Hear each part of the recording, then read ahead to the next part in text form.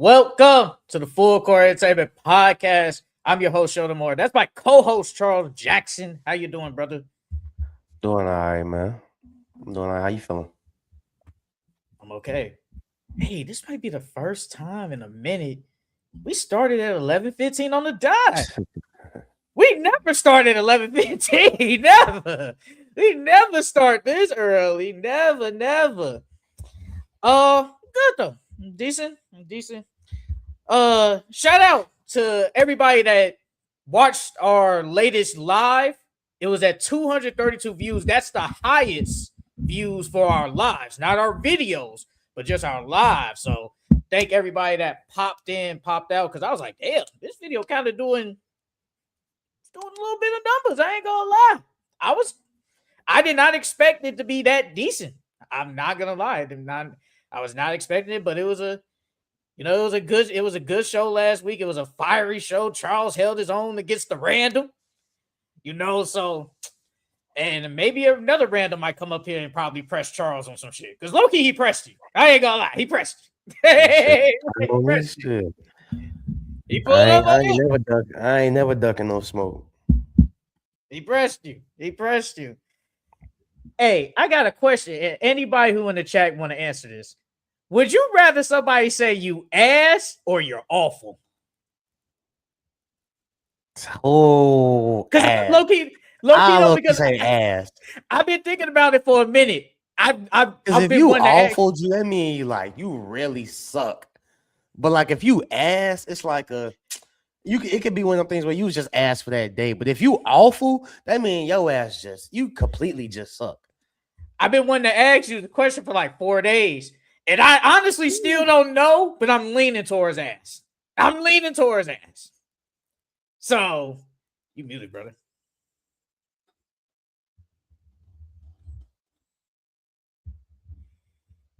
Can you hear me? Yeah, I hear you. I'm leaning towards ass. Because like you said, awful? Yeah, you awful, brother.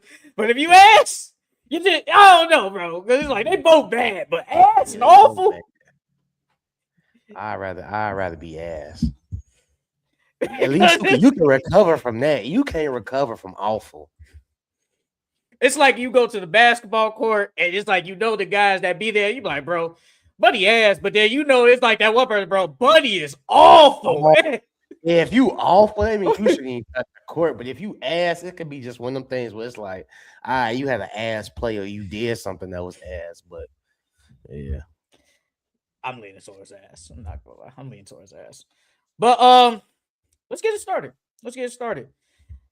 Let's start with just this one NFL news. Then we obviously most likely it's gonna be basketball the entire thing. Jaxon Smith-Njigba, who was the best wide receiver last year in the NFL, signed a 4-year, $168.6 million extension, $42 million a year. So I want to ask you real quick.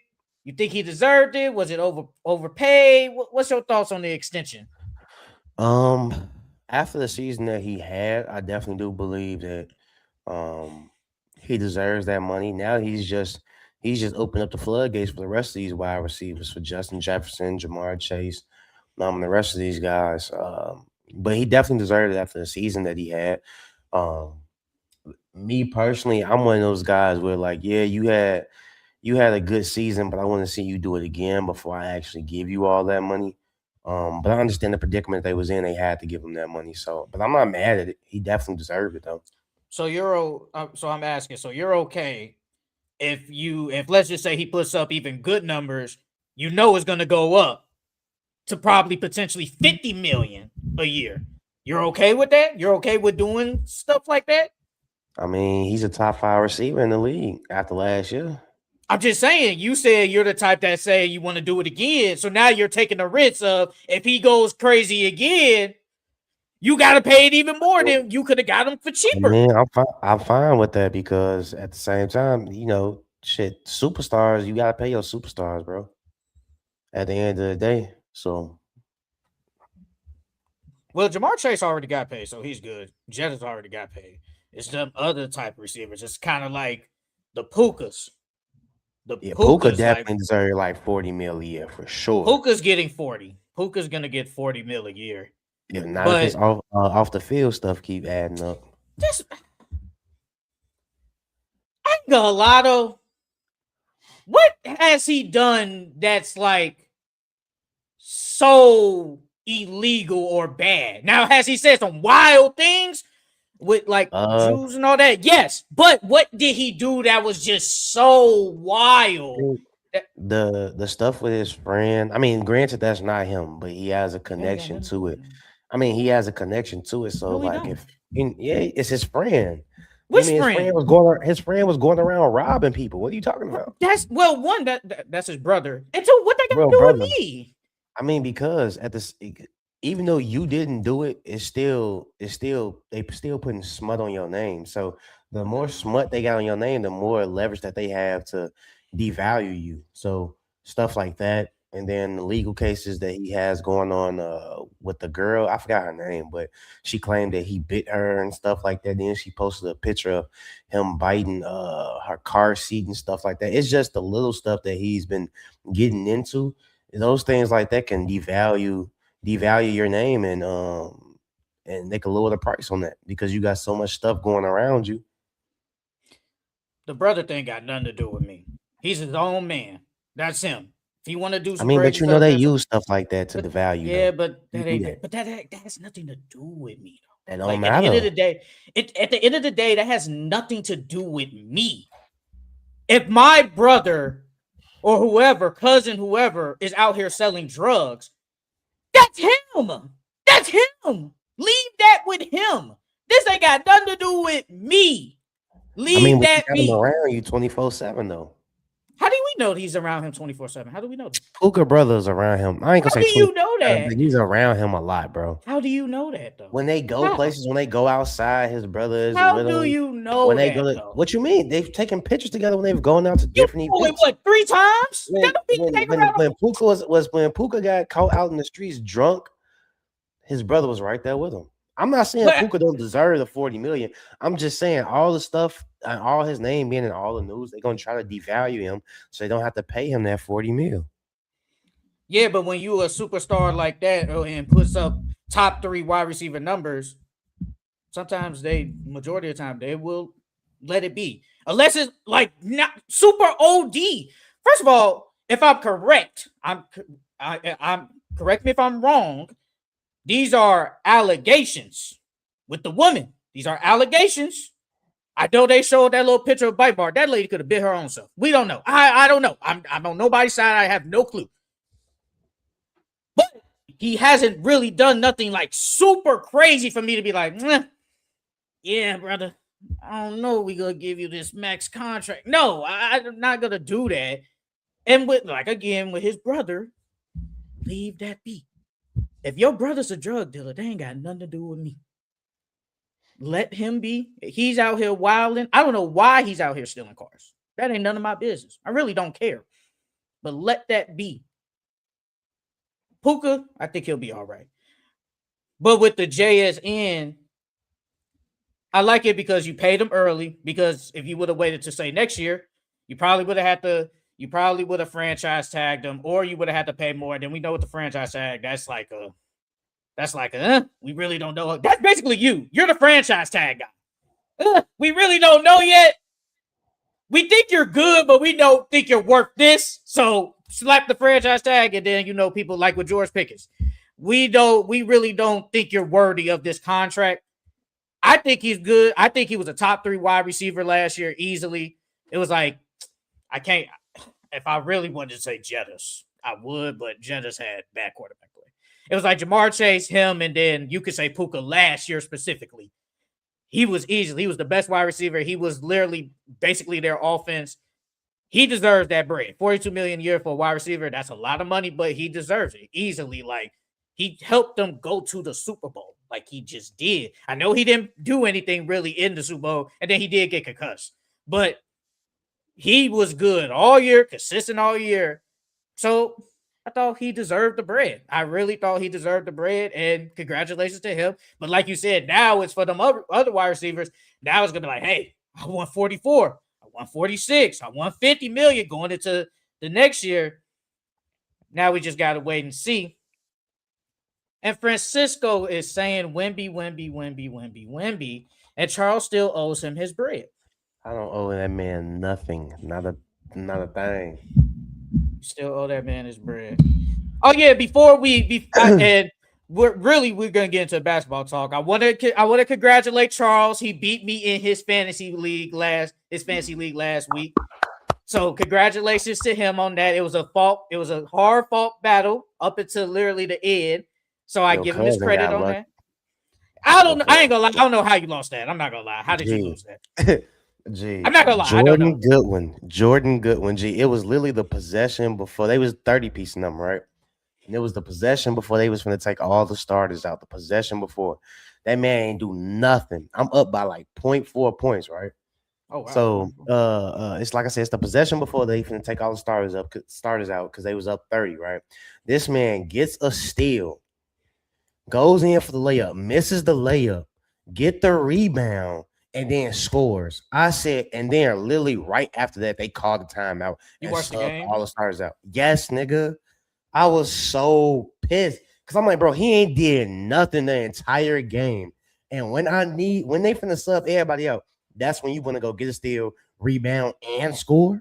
I'm like, dog, come on. Well, now that I'm looking at it, he had 1, 2, 3, 4. He had 4 people basically not played. And then he didn't start his lineups because Aaron forgot on Monday. So I was like, how did he lose? Because I woke up expecting like you to be there, and then I see Dr. Cuddles. I'm like, whoa, what happened? I'm like, what happened? I'm like, wow. He does not deserve to be in this. He did. You probably never win that league, brother. Because like it's just too many chances you had to like win, and then it's either you had a chance to win or you get sold. It's BS every single year. It's some BS. Literally every single year. Because didn't I beat you last year in the finals? Wasn't that last year? No. Last year, the year before, one of them. I think it was one of those years. Well, it don't matter. Simone winning this year. She's smoking your ass right now. Hey, man, ain't nothing I can do about that. She's smoking your ass, boy. Hey, I didn't expect. I mean, there's nothing I can do when. And it's the bad thing about when you have 3 players on the same team. One, it gets hurt, and then basically the other 2, they just rest them. And it's like, I mean, even if they did play, it wasn't like I was gonna like be like close or anything. It's just like Wemby goes dummy crazy, and then everybody else just played good. It's like, what am I supposed to do? It's crazy because it's gonna come down to Jokic and Wemby in the finals. Tyree, I don't think so. I mean, you're biased, so I don't think so. You have no choice but to be biased. You have no choice. I'm just looking at their team. She has a better overall team than him. I mean, if he had the better team, I would have said he'll win. He probably gonna win, but she got the better overall team. He just has Jalen Johnson and Jokic. He has 3 people on his team that can easily get a triple-double. Josh Giddey, Jalen Johnson, and Jokic. He has 3 people that get triple-double. Do we got Sengun? No, he ain't got Sengun, do we? Who, Tario? Yeah. No, but he has Josh Giddey. I mean, Jokic, but regardless, Jalen Johnson. If they not playing at least 3 to 4 games that week, if they only playing like 2 games that week, how much is that gonna help him? When she has damn near it's a 15-man roster, 13 of her players are good. But how do you know they? Well, I mean, you looked at her roster, so do you know they played 2-3 games? I ain't looking at none of that yet. Like. Her roster is so good, she can't even pick up nobody from the waiver wire. She can't drop anybody. That's how good. He has multiple drops on his team. But that would actually be an advantage. What? Be able to pick people up from the waiver wire. That's why it's low-key an advantage to a degree. Ain't nobody on the waiver wire. It don't matter. It's just the fact that you have points. It doesn't matter. That's the point. It's like, would you rather have a nigga give you 20 or 0? I mean, but the difference is it's only. I didn't ask you that. It ain't like it's in my league. It ain't like it's in my league when you got like 6 ads. He only got 4, so he got to use those. So you got to be strategic with it, though. Yeah. But would you rather have 20 or 0? But if she got a full lineup, if she got a full 10 one day and he got 4, How much is those drops and ads gonna really help him? It's not gonna help If him you that be much. strategic with it, you can definitely be good with it. Again, would you rather have 20 or 0? Of You course, I would still rather ain't have answer the the point. question. Of course, I would Still rather ain't. have the point. All right then. So that's the thing. It depends. Like I think Simone's roster is really good. Like I mean, her roster was good when she drafted the damn people. But to a degree, it gives you an advantage where if I got this guy that played on Monday, he don't play on Tuesday, I can at least pick up a dude that plays on, say, Tuesday and Wednesday. Now, is every player gonna do that? No. But they could play on Tuesday and Wednesday. It's better than having 0. It's just better. But I mean, Aaron is right there. He's not getting blown out. He's right there. He's not gonna win though. Jokic got I mean, 2 he more beat you. games this week. He beat you. He got by the grace of the fantasy It don't gods. matter. Well, you need luck. Well, You need luck. he ain't winning this one. His luck ran out. Because Jokic got 2 more games, and that man went for 20-something, 17 the first game this week. Then just went for 23, 20, and 19. He's not winning up. Jokic alone is going to beat his team. And it's not like Jokic ain't sitting out no time soon. Nah, he not. So he ain't expect. He ain't got 4 games. So expect. How do you know that? Bro, he not gonna have 4 games. If you check, you said no. I asked you. You said no. I'm finna check right now. Don't let that go over. He only has 2 games next week. He has 2 games. What about Josh Giddey and what's his name? That don't matter. As long as I'm worried about that don't matter. Those are 2 other triple-double threats. The only one you should be scared of is Jokic. Everybody else, cool. That's the only one. Jokic can go out there and give you 100 every game if he wanted to. Every game. But we can't act like Josh Giddey and Jalen Johnson don't get triple doubles. So. Like we're not gonna do that. Jalen Johnson might sit out. He been injured lately, so you know. Oh, here you go. See, all right, here we you gonna go. see. Here we gonna see. We are gonna see. That ain't got nothing to do with me. All right, man. Let's get started with our week 21. Crazy, 21 weeks. Oh wait, hell yeah, CJ owes me 60. I don't owe that man. It's crazy how this shit go up every single week. I mean, you the one that we didn't bet. Well, y'all didn't. Well, you bet, but y'all didn't officially make the bet. I tried to get him to bet. He didn't want to bet. He didn't say nothing. Now it's our own. Y'all can make a bet now on something. Y'all can make a bet on whatever right now. Our teams don't play again. They don't play no more. Does it have to be your team? Yeah. I'm not betting on any of these other teams. You know what, Francisco? No, I'm not gonna say that. Never mind. I was gonna say bet on the Pistons to beat whoever. Actually, bet that if the Hornets beat the Pistons in the first round, bet that. Bet that. That's not gonna happen. How do you know? Because Cade. You know what I'm saying? A lot of people say the Hornets can actually beat the Pistons. I said if Cade isn't there, they could definitely beat them. I definitely said that. If Cade's not there, then yes. If Cade's there, they're not beating them. Hey man, all right. They gonna get gentlemen swept. Not if you gotta depend on the Sword Thompson and Duncan Robinson as the other scorers. But no, our week 21 NBA power rankings. I'll start this week. At number 10, I got the Detroit Pistons. At number 9, I got the Boston Celtics. At number 8, I got the Minnesota Timberwolves. At number 7, I got the Atlanta Hawks. At number 6, I got the Charlotte Hornets. At number 5, I got the Denver Nuggets. At number 4, I got the LA Lakers. At number 3, I got the OKC Thunder. At number 2, I got the New York Knicks. And at number 1, I got the San Antonio Spurs.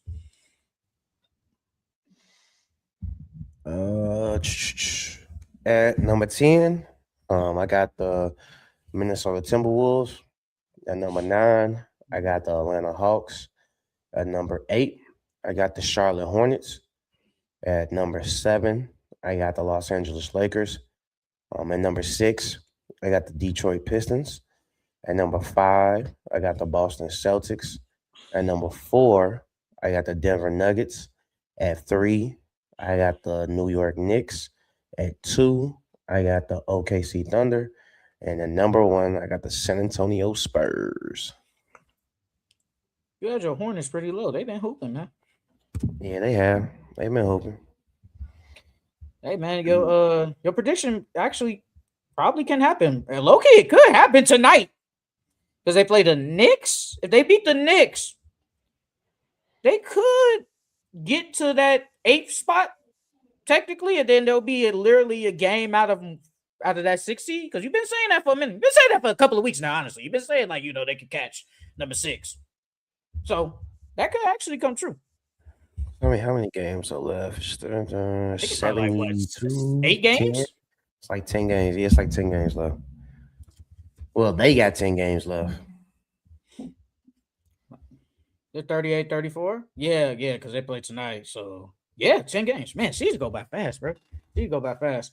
But now, though, and the Raptors been declining, so. Yeah, man, Raptors been selling, bro. They've been selling. I mean, they still 6 seed, but, man, Philly right there. What's crazy? I think Philly gonna get that 5th seed, and I think it's gonna be take over Atlanta. Yeah, I think they're gonna take over Atlanta, and then it's gonna be between Atlanta and the Hornets for that 6th seed. Maybe the Magic too, because the Magic right there. So if they get the 6th seed, you picking the Knicks? You picking your Hornets against the Knicks?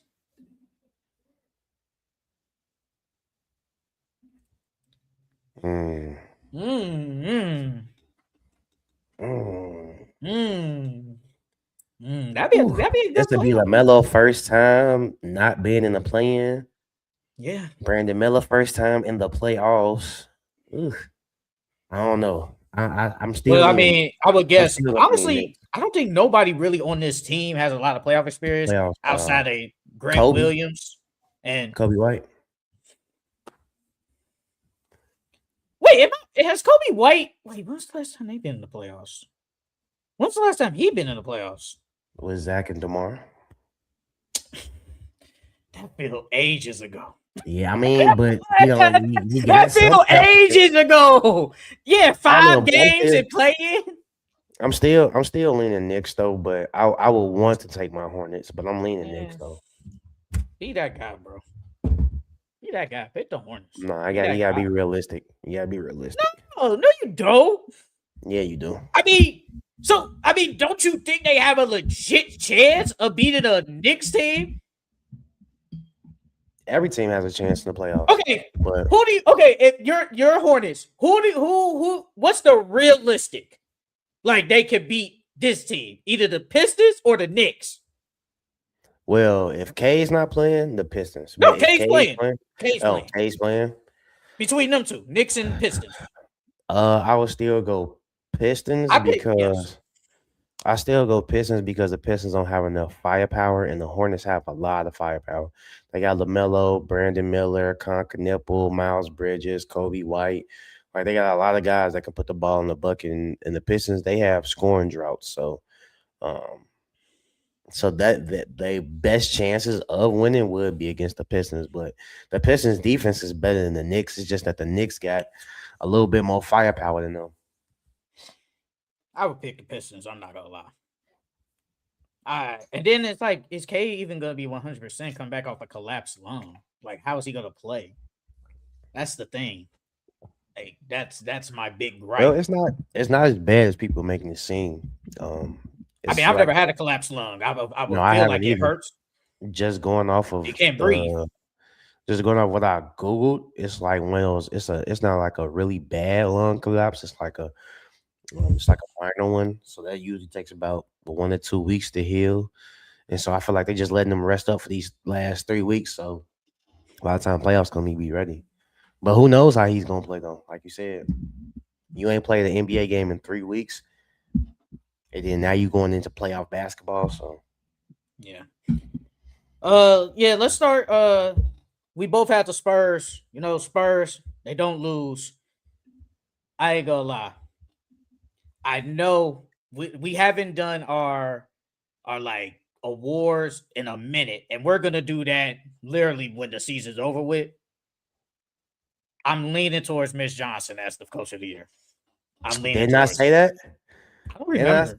I said it Honestly, was don't between remember. him, Joe Mazzulla. Well, yeah, Uh, that, yeah.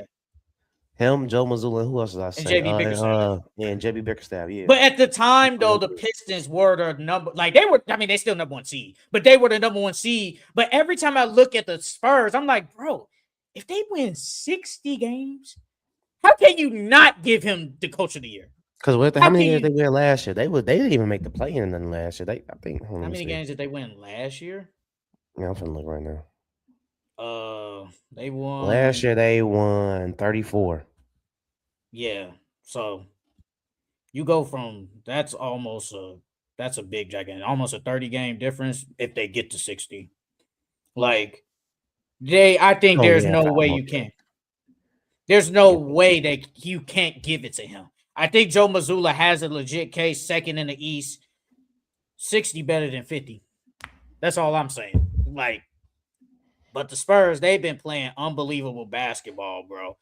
And we gonna talk about, I know Wemby's comments, but man, they've been Oh hooping. yeah, bro. And They gonna get this. They gonna get it.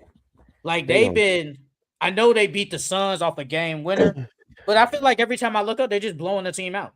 Like they barely beat BTA and people. It looks like unfair. It looks really unfair. Like that this Spurs team, technically in year 2 of everybody being there collectively, looks this good. Like they look Yeah. really good. Believe see it could be the Cavs situation all over again. The Cavs look What's really good in Cavs? the regular season last year, and then look what they did in the playoffs. I mean, It's just the granted, they Cavs. had guys hurt, but um, But the the Cavs Spurs don't always really have nobody on that Spurs team really has playoff experience either. So, let's see how that goes. I think they'll win their first round matchup for sure, but you never know. You never know. bro, they're beating Phoenix or LA or the Clippers. They're beating them. I'm sorry. I don't know. They took them a long time to be. It took them a game winner to beat the Suns. Don't do that. Don't do that. And with no Dylan Brooks. I'm not doing that, bro. No Dylan Brooks. Okay.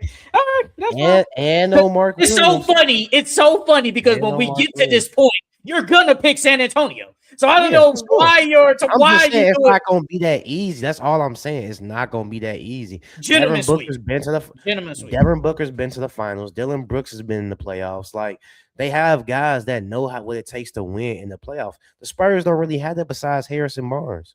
Question. And if they play in the if they face in the playoffs, who is the third and the fourth best player in that series? The third best would probably be De'Aaron Fox, and the fourth best would probably be Castle. That's all I gotta say. That's all I gotta say. And plus, they don't have a Wemby, so it doesn't matter. They don't have nobody. Let Dylan Brooks tell it he the Wemby stopper. You don't believe in him, so it don't matter. You don't even believe in that man. You think this a fluke? You think this a fluke? Because if he play, yeah, if he don't show up or at least play decent, you gonna be like, huh? You see that? You see that? So no. I would say all I'm saying is don't count them out. That's all I'm saying. Of course I'm picking the Spurs, but all I'm saying is don't count them out. I didn't seen weird stuff happen in the NBA before. I'm counting them out. I know it's early, but I'm counting them boys out. San Antonio should probably BTA them. I think they can win one game and that's it. Because everybody and their mama will be shocked if somehow Phoenix beats San Antonio in the playoffs in the first round. Like it's like that's just how it is. OKC. We saw them 12-game winning streak. We'll talk about the Celtics game more in depth in the takeaways, but they was on literally a 12-game winning streak. They was hooping. Then obviously they lost last night.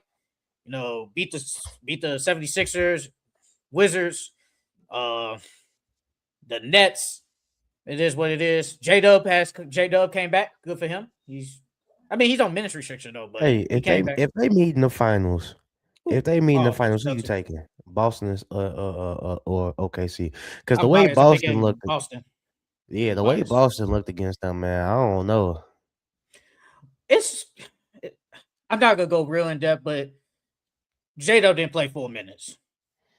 So That's it's true. like Chet had a bad game too. so that's all I'm really gonna say. Like if J-Dub would have played 4 minutes, I'm not saying they would have won, but it would have been probably, I don't know, it would have been a little bit closer. Lakers. No, your boy Luka. He been cooking, man. It's crazy that same day we had that talk about MVP He dropped 60. conversations, that man went out there and dropped 60. Like, He don't get dropped me 60. wrong, I'm still taking my boy as MVP, but Jokic making that case again, man.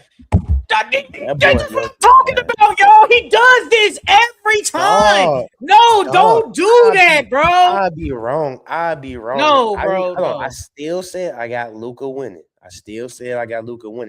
I'm just saying, bro. After them two masterclass games, it's hard not to talk about it. Say he not close. You killed This me. is ridiculous, man. You killed me. That man didn't have 20, 20, and 20. You be killing me, bro. You And be then he had killing 20 me. He almost had 20, 20, and 20 twice in back-to-back games. That's crazy. You be killing me. You be killing me. That's crazy. Nah, bro. No. And what I swear to God, y'all, go look at the video. I said, don't do this. Stick with your boy. Don't be like, if somebody go crazy, don't do that. Nah, bro. Stick with your mans. It don't matter. Yes, I still got him. Jokic went crazy. Luka had 60 and then just had 43 last night. It's like he's still doing this. So Look, why are we I even thinking Luka. about? It's kind of like with your girl. Like, I know she fine, but then it's like, ooh, that other girl's like, she kind of no. Stick with your person, brother. Stick with your person. You don't got to say. I am sticking with my person. It's just I have to recognize that. That's like saying you got Beyonce and Rihanna in the room, or whoever else you feel like is good looking. Yeah, Beyonce is good looking, but I can't ignore the fact that Rihanna just sitting right there. No, but the difference is you're not in a relationship with them. You are legit in a relationship with Luka Doncic. That's what you and Luka are like this. You and Luka like this. You are in a so you are. You say what? That's my hermano. You are in a legit relationship with Luka Doncic. So what if that's the case? Why are you even looking at somebody else? Now, if you didn't have like say a specific MVP, I'm cool with that. But you've been with Luka like 85% of the year. No, 100% of the year. That's cap. That's cap. No, we're not doing that. No, I was riding him, but when we did, you're lying. Before the season even started, we picked who was going to be our MVP, and I said Luka. But you've been thinking about other people though. You can't do that. I ain't never jumped ship though. Don't matter. But why are you thinking about somebody else though? You can't do that. No, don't do that. No. Man, when guys out here putting up again, 85% of the time. You've been sneakily texting with Jokic. You sneak text with SGA like a couple of weeks ago. We ain't gonna forget when he hit that game winner. You was like, man, it's kind of hard to say SGA. Like, we ain't gonna act like that didn't happen because we can pull up the video and you saying that. Now we come back 3 weeks later. Look at Jokic. So no, you think you're slick, brother. You think you're slick. No. They got me over here licking my lamb chops, man. Stay in your relationship with Luka Doncic. I am. Like how Francisco has been with Wemby. He ain't said nobody else. You, on the other hand, still got my boy. Nah, he gave Jaylen Brown. He gave Jaylen Brown his whatchamacallit, his credit. So you but he's always been with him. He comes in here and says Wemby every day. Man was saying some crazy shit about Wemby one time. He's been with Wemby. Like, we know. Nah, brother. Nah. But no, let's continue with these power rankings. The Timberwolves. You know, the Timberwolves ain't been that bad though without Ant. They've been actually playing, decent. And yesterday, the Rockets are food. We're gonna talk about them. My thing is, you beat the Celtics and you beat the Blazers without. I'm not Blazers. You beat the Celtics and you beat the Rockets without Ant, but you can't beat the Blazers. That's what I don't get. You beat two better teams, but you couldn't beat the Blazers. Not saying like the Blazers are some scrubs or nothing, but they aren't the same caliber of team that the Rockets and the Celtics are. You couldn't beat them. No, that's facts though, because the Rockets, to some, a contender. The Celtics are a title contender, and then it's the Blazers who are mid. Playing, they playing. So that's facts. That's understandable. Like you can't be losing to these weak teams, and then I mean the West is coming down to it, so every win matters. Mm-hmm. But I do give them credit. You beat the Rockets yesterday. You beat the Celtics on, I think that was Sunday. You beat them. Those are two great wins.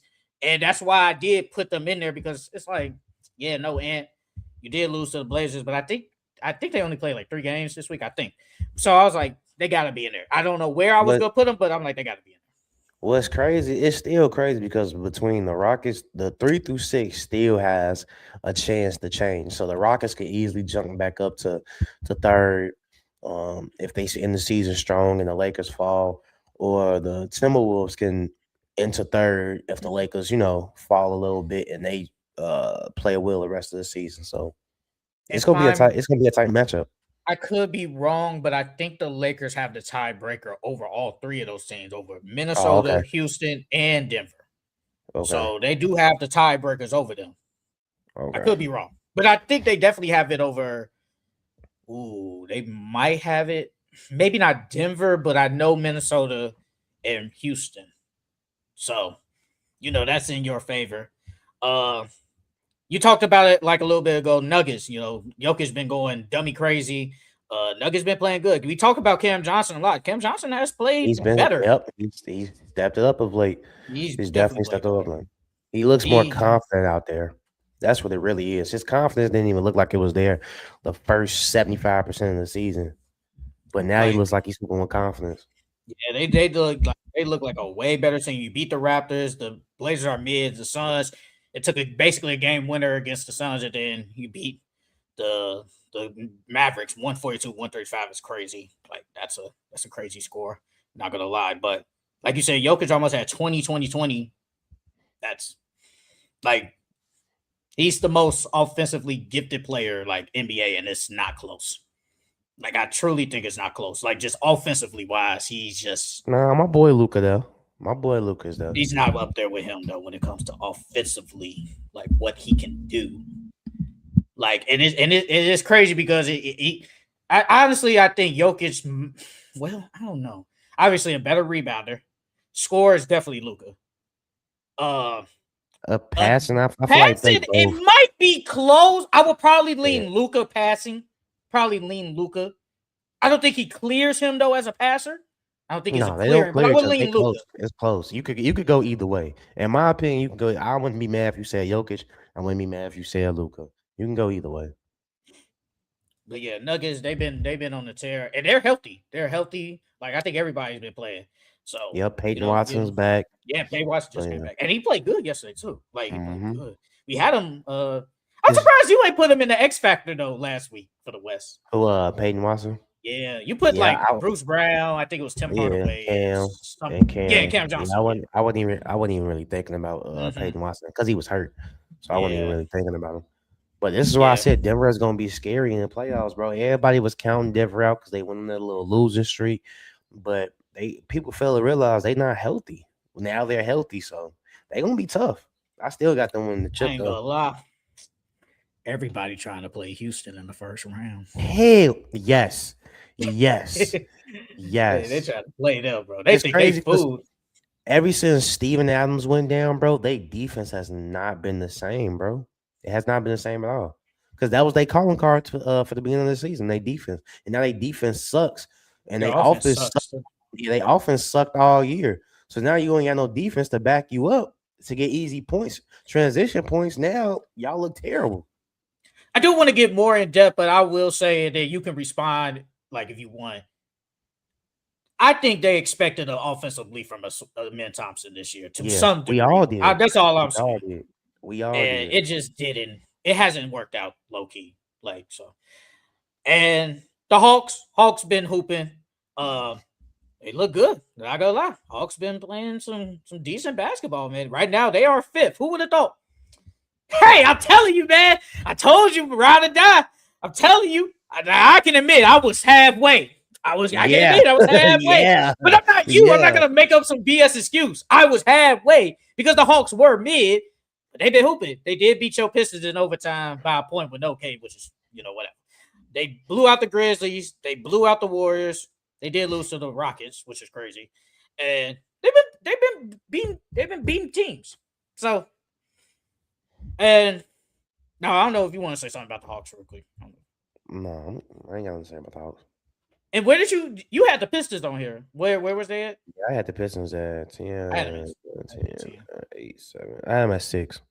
Ooh, That's because they beat the Lakers. Yeah, they beat the Lakers off that game. Off that game winning by Jenkins. Bro, he's been that's one person I did not expect to be hooping for us is Jenkins. I'm not gonna lie. Hopefully he can keep this up in the playoffs because we're gonna need that offensive production. But yeah, he's the last person I thought that was gonna be hooping like this. He playing better than Tobias, if we being honest. I was just looking like he clear Tobias this year? He looking like our third best player. Does he clear Tobias this year? Hell yeah. Oh wow, clears. We ain't seen Tobias hit no game winner this year. I don't know what Tobias has done all year. He probably did hit a game winner this year. Because I think he did. I could be wrong though. I don't even know what Tobias has done all year. Exactly. Nothing. And the last team we'll talk about is the New York Knicks. They're on a 7-game winning streak right now. They are playing one of their best basketball of the season. Yes, you did beat the Pelicans. The Wizards. It's the Wizards. Yes. You barely beat the Nets. Schedule. Yes. So, but this is what you're supposed to do. You take advantage of these weak teams, but then you face the Hornets. Then you face the Hornets. Then you face the Thunder. Then you face the Rockets. It's like it get a little scary the next 3 games. They beating the Rockets. Rockets a crazy team, man. They a crazy team. But I like what the Knicks. Jalen Brunson been hooping. Hey, people on Mikal Bridges' head, man. I ain't gonna lie. Hey, on his head. Why you say that? Because he been butt. He's playing better than what he did last year, though, for sure. He's definitely playing better than last year. Like Mikal Bridges, low key has not been playing like the greatest. Like, we're being honest. I think he's played okay. Bro. This is what Mikal Bridges is doing. Hear me out. 14, 9, 10, 7, 11, 5, 7, 0, 9, 15, 11, and 25. The month of March.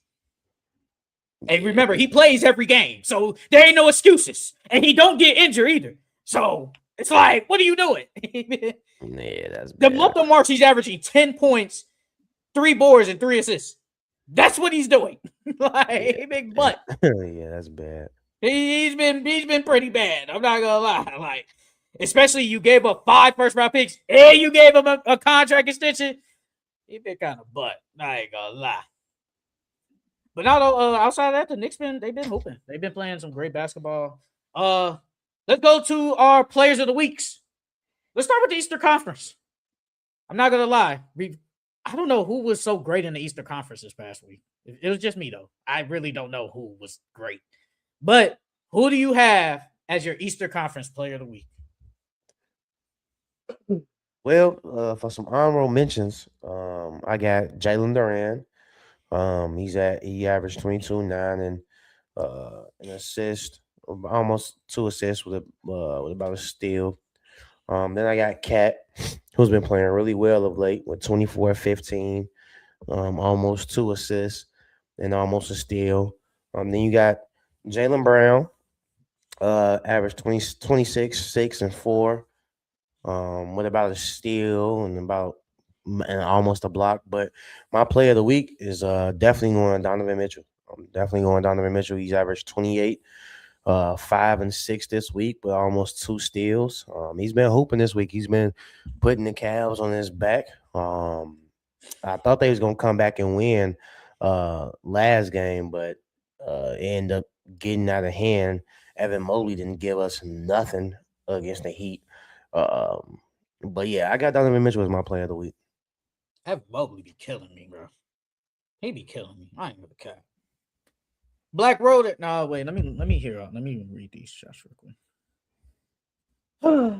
Francisco, what's up, brother? Hey man, listen to this. Wemby to win the MVP only needs two things: versus number one seed and a dominant performance from Wemby versus Jokic and the Nuggets. That's it. If these two things happen, he's going to win MVP. The media is awakening, and doing these two things is enough recency bias for the voters to do it. Francisco again. Listen to these stats. Listen, the stats are there. Shea gonna average 31-4-6 with a steal and a block. And Wemby 24-11-3 with a steal and 3 blocks. And in the advanced metrics, Wemby is speed running Shea. He's going to be on par, I guess, or ahead of him on the advanced metrics. Then Francisco again. And yeah, I'm 100% sure that if these two things, Wemby is going to win it. We are only 9 games to go. And then Black Roden, he said, I'm going with Jaylen Brown. I would go with Jaylen Brown. I had him last week, so I'm not going to do it again. That's the only reason why, because I did it. No, I think he's talking about for MVP. I think Black Roden talking about for MVP. Jaylen Brown has a really good case, bro. I'm not going to lie. I wouldn't pick Shea because of the recency bias, because he just won it. I wouldn't put Jokic either because of the same thing. I know they're playing amazing this year, but what Jaylen Brown has done, we can't ignore that, bro. We can't ignore that at all. It's literally, in my opinion, it's literally between me being biased. Of course, I love Luka, but it's really between Cade and Jaylen Brown. But Cade's not gonna be able to get it because he not the game. He has the games, but for the East, I'm with Charles. Got Donovan Mitchell, 32, 5, and 3. He has been on a tear recently. I know, they just lost that game against the Heat, but I thought Donovan Mitchell has been playing like great basketball. Hold on, real quick. Let me go. Let's see. Yeah, he gave you 28. Then he gave you the 42 against Orlando. Then he gave you 27. Then he did miss a game, but overall, though, he's still been playing like great basketball. Been leading that team. Remember, like we talked about, like they were a playing team at one point. Now they're the 4th seed, and he has kept them afloat. And even with James Harden being there, then Jared Allen's still been out. I don't know what's up with him, but he's supposed to be coming back soon. I gotta see it to believe it at this point. He's supposed to come back early in the season. Oh yeah, I would hope so. But I got Donovan Mitchell. Donovan Mitchell has been playing great basketball, been consistent. So, and let's move on to the Western Conference. Come on. Who do you have as your Western Conference? It should only be one player. I got 2 honorable mentions though: SGA and Jokic. SGA 27, 4, and 6 with 2 steals and basically a block, and then you got Jokic with 26, 15, 16, and 13 with a steal and almost 2 blocks. But I got my boy Luka. He's averaging 42, 6 and 6 on the week with 4 steals.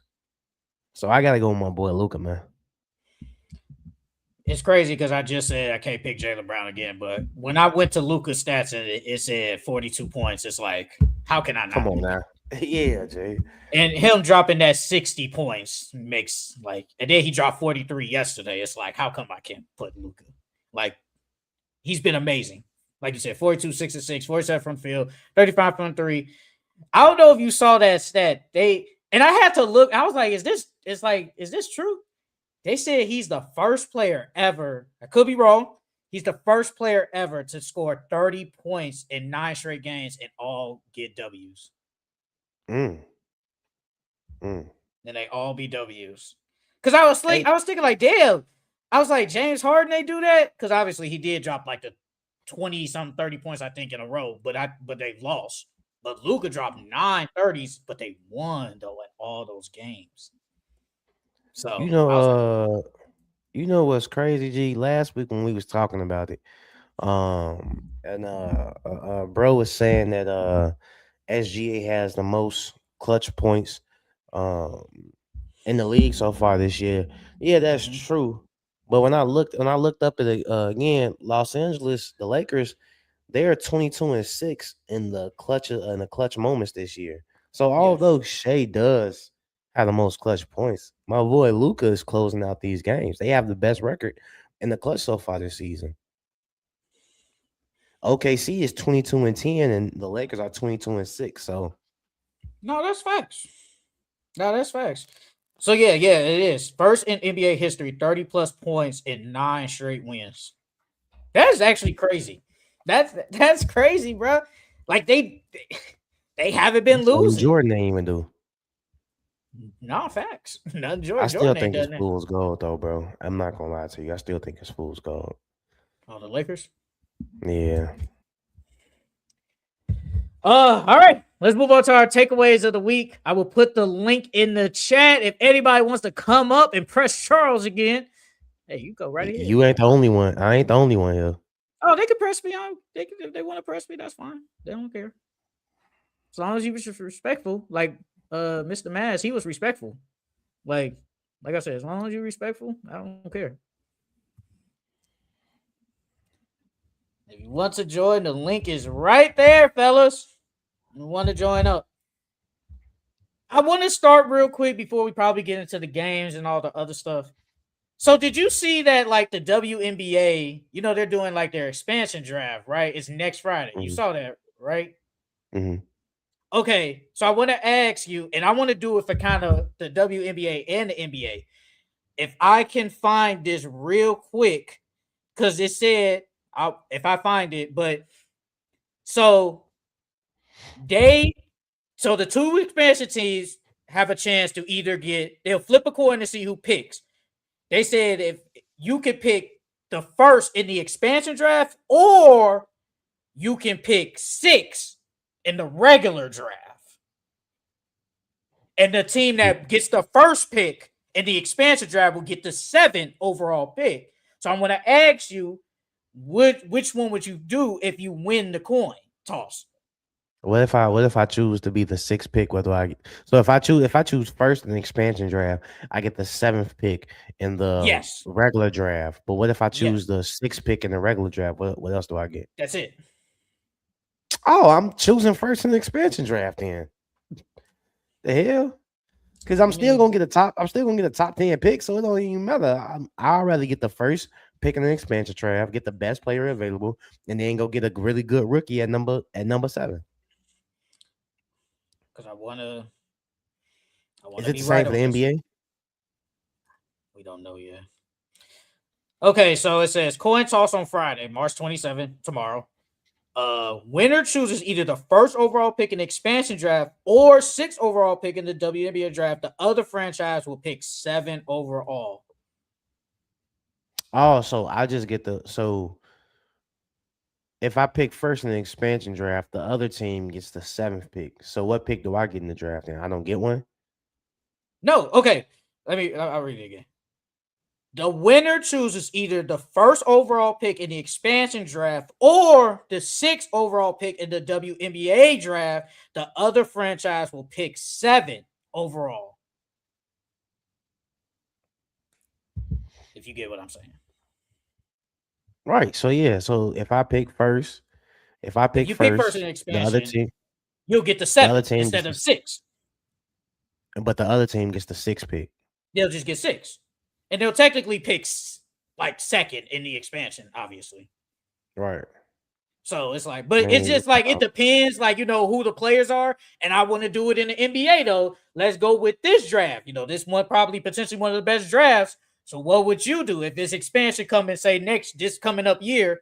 Would you rather pick expansion first? Or would you rather do the 6th overall pick instead of 7 in this specific draft with AJ, give me 6. all of them? Give me 6. Oh, you're doing 6. Yeah, give me 6 in this draft. Give me 6. So forget the expansions. Forget the first pick in expansion. Yeah, forget that, because I'm still gonna get the 2nd pick in the expansion draft anyway. So it's like, okay, that's cool. But the 6th pick from the 7th, well, depending on who go where, what team gets what, that pick. I'd rather start my franchise off with a good rookie. And because well, it depends on the evaluation too, but I'd rather start my franchise off with a good rookie than somebody from the expansion. And remember, in the expansion, it's snake too, so that 2nd pick get back to back. Yeah, so yeah. So if you get the 7th pick, you'll get at least back to backs in the expansion since it's snake. Mm-hmm. So I ain't gonna lie, if I'm the WNBA first, I just go with the first expansion. I go that. Yeah, because the talent is better than the girls coming in. And then whichever is 7, I'll just go with that. But then it's like it is what it is. Now in the NBA, I'm with you. I pick 6, and then it's Snake. I'll just get back to back in the expansion draft. All right. What you want to talk about? Did you see Pat Bell's comments? He had two of them. He said that Dame isn't a Hall of Famer, and he said that Kawhi is better than Kevin Durant. So I wanted to see what's your take on that, on both of those. Hmm. I felt like you was gonna bring that Patrick Beverly up. I didn't see the one with Kawhi. I didn't see that, but I Yeah. did see the one with Dame. Dame, it's crazy. He ain't won nothing. Don't got MVP, no nothing. All he got really, obviously, All Stars, All NBAs. He got a Rookie of the Year, but yeah, he's a Hall of Fame, and it's only because consistency. Like he's been consistent throughout his NBA career. He's always averaged at least 25 points per game. I think he got like 9 All Stars, something like that, like 7 All NBA. So like he's been consistent. He's been consistent in that department. Now with Kawhi and Kevin Durant, man, look, peak Kawhi, peak KD. Give me PKD because I know I'm getting the score easily, and I know is Kevin Durant defense a par with Pete Kawhi Leonard? Hell no. But I know that Kevin Durant is at least gonna play me some type of defense and was a willing passer to his extent. Give me Pete Kevin Durant easily over Kawhi Leonard, bro. Like it is nothing against Kawhi. I just think Kawhi Leonard's offense is not up to par with say Kevin Durant's offense. And Kevin Durant, we say, is one of the best scorers ever, greatest scorers ever. I think he's good enough defensively where I could be like, okay, I'm cool with at least picking Kevin Durant over him. But I mean, it's fair to say that because Kevin Durant got an MVP, 2 rings, but Kawhi got a DPOI, 2 rings, and a Finals MVP. Oh, Kevin Durant got 2 Finals MVPs. Well, actually, Kawhi got 2 Finals MVPs. Take that back. 2 rings, 2 Finals MVPs, and a DPOI. I mean, it's hard, but I go with Kevin Durant. Well, as far as the Dame thing, so I do believe that Dame is a Hall of Famer. On top of that, Dame is a top 5 shooter all time. Um, and if Reggie Miller made the Hall of Fame, Damian Lillard can make the Hall of Fame as well.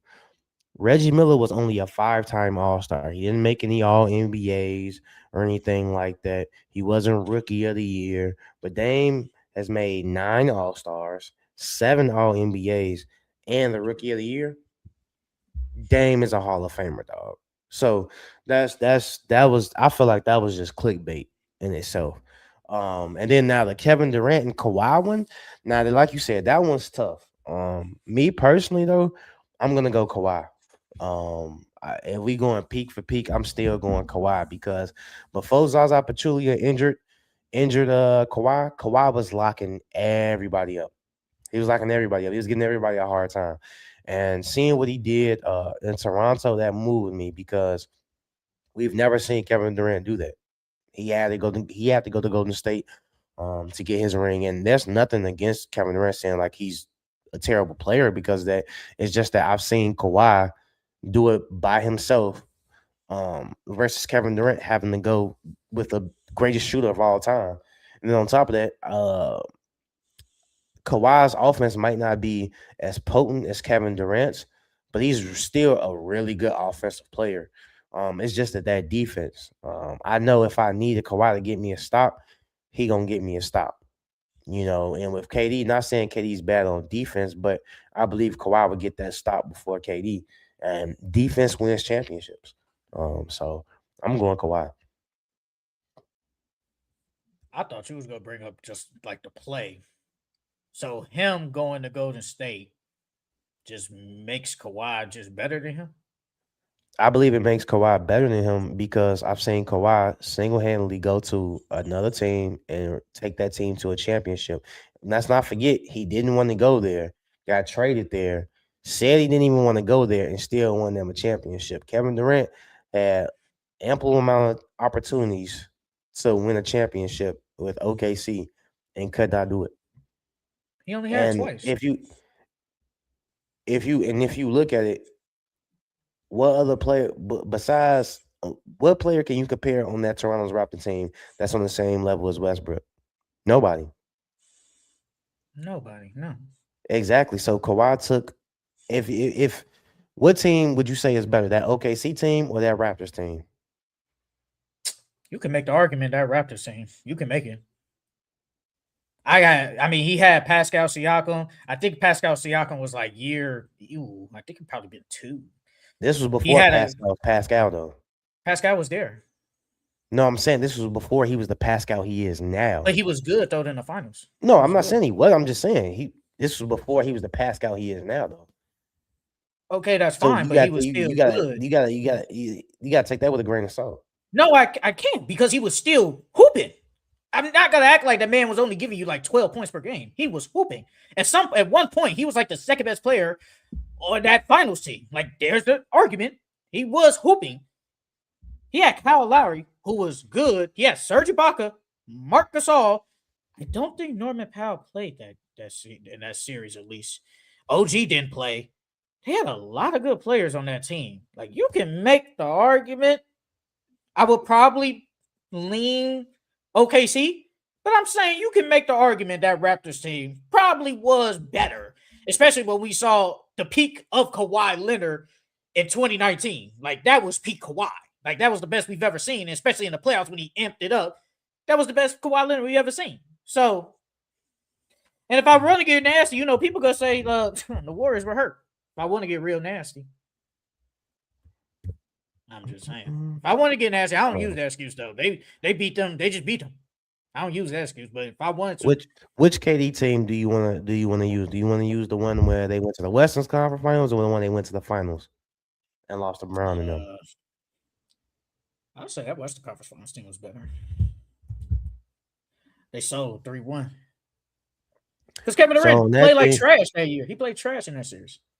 On that team, they had Westbrook, they had Kevin Durant, Nick Collins, DJ Augustine, Steven Adams, Enes Kanter, Serge Ibaka, Steve Novak, Kyle Singler, Dion Waiters.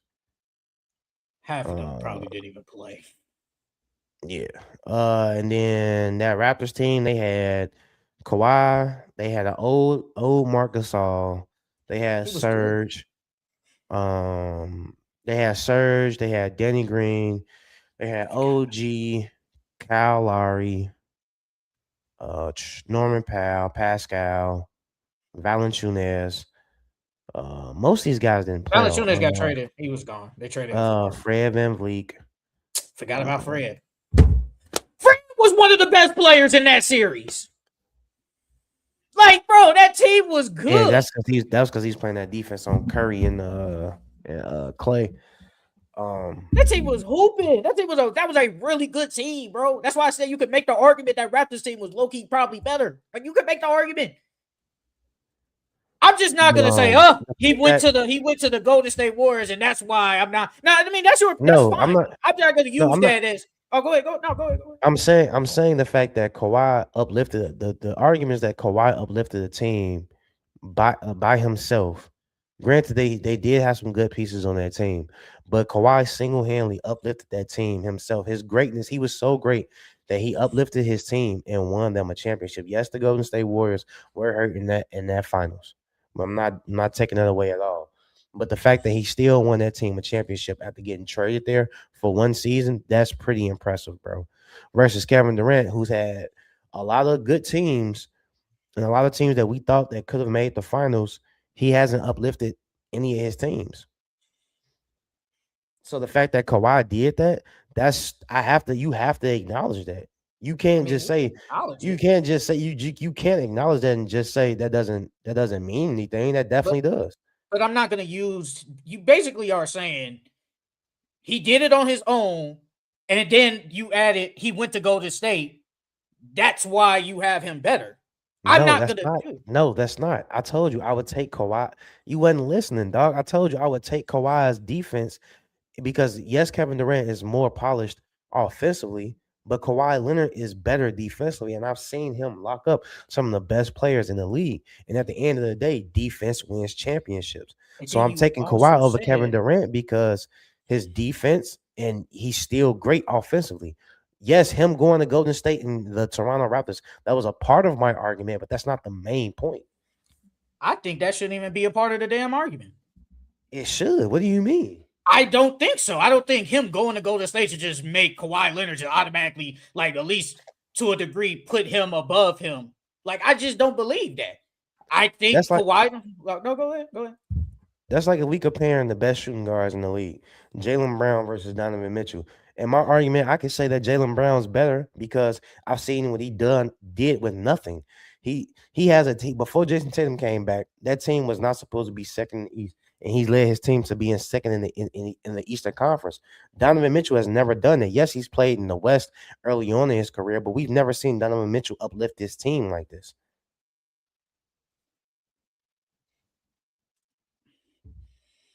So, yeah, I'm not doing that. I mean, I've seen Donovan Mitchell uplift his team against a stack OKC team in the first round. We saw that, And they got bounced. but they won. They won that first round matchup. They beat a Paul George, Russell Westbrook Thunder in round one, his rookie year. We saw him uplift that team. Oh, first off, if you looking at those teams, that Utah team was better. He was supposed to win that. But if you going band for band, team for team, who's Jaylen Brown's second best player if Tatum didn't come back? Derek White.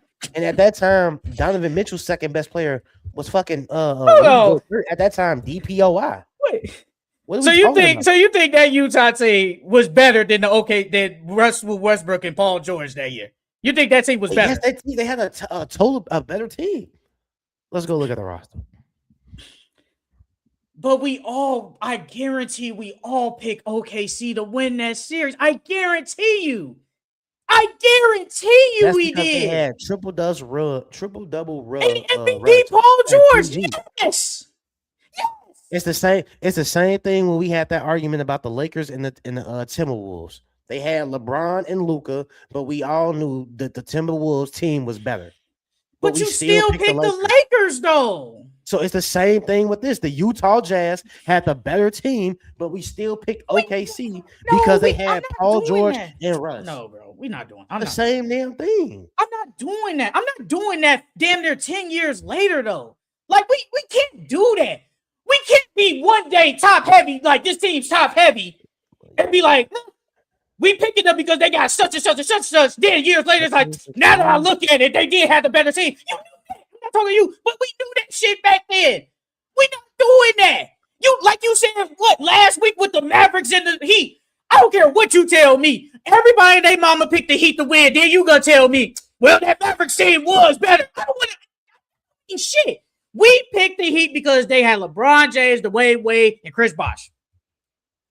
And just like how with that Jazz team, we picked Russell Westbrook, Carmelo Anthony, and Paul George to beat a Utah Jazz team. No one expected a rookie Donovan Mitchell to slap them boys out in 6 games in the playoffs. I don't care what you tell me. That was 2017. That Thunder team had a good team, though. Am I tripping? Okay, bro. Okay, brother. Bro, that Thunder team was Russ. It was PG.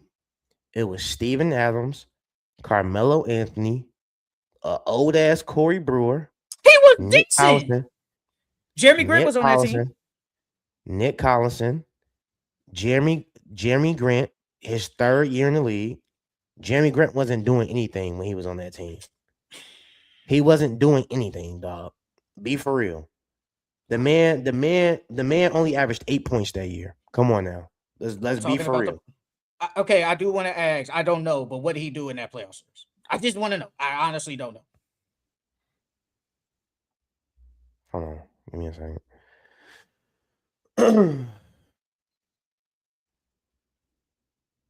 Mm-mm. In that playoffs, in that playoffs, he played 6 games. He only averaged 7 points for that series. Yeah. That's why I asked. I didn't know. That's He exactly didn't why do I asked. anything. I didn't know. That's why I wanted to ask. Then they had who else they had? They had Terrence Ferguson. They had an old ass Raymond Felton. Bro, this team is not that good. Patrick Patterson, Andre Roberson. You telling me this team is Oh, we're good? good role players. Robinson's defense, Patrick Patterson's stretch shooting. We're not gonna do that. We're just not doing that. Oh my god, you cannot be serious right now. We're not doing that. Versus that Utah team, they had Donovan, they had DPOY Rudy Gobert, they had Derek Favors, they had Dante Exum, they had Alec Burks, they had Jay Crowder, they had Ricky Rubio, they had Royce O'Neal, they had Joe Ingles, they had Rodney Hood, they had Joe Johnson.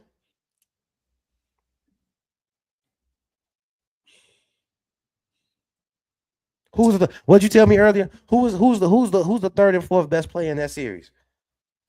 Or third and fourth and fifth? I would say fourth is Carmelo Anthony. What? Back then, I would say going into that series, I would have said Carmelo Anthony. I would have thought, bro, Rudy Gobert was good. He was a good player. Okay, I'll say this then. Carmelo Anthony or Rudy Gobert, pick between them. Pick. That's the same year he won DPOY. Pick your poison with Rudy Gobert. You know, Rudy Gobert. So back then he was still the same. So don't do this.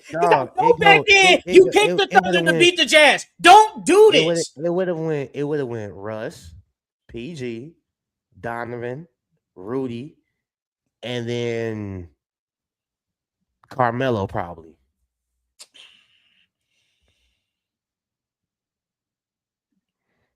Don't do shit. If you ask me, don't do this, bro. That Utah Jazz team, and they were better defensively than the OKC Thunder. But you're not gonna tell me you picked Utah over Thunder, though. You're not telling me that.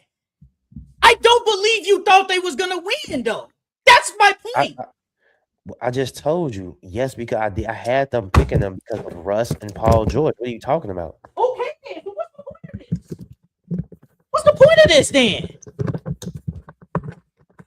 We all okay, if you want to say that team better, fine, but we not gonna act like everybody and their mama ain't picked triple double Russ and MVP Paul George. Damn near. What was it? MVP the point of the whole thing is to say that you can use Kawhi Leonard's uplifting his team as a reason why you could pick him over Kevin Durant.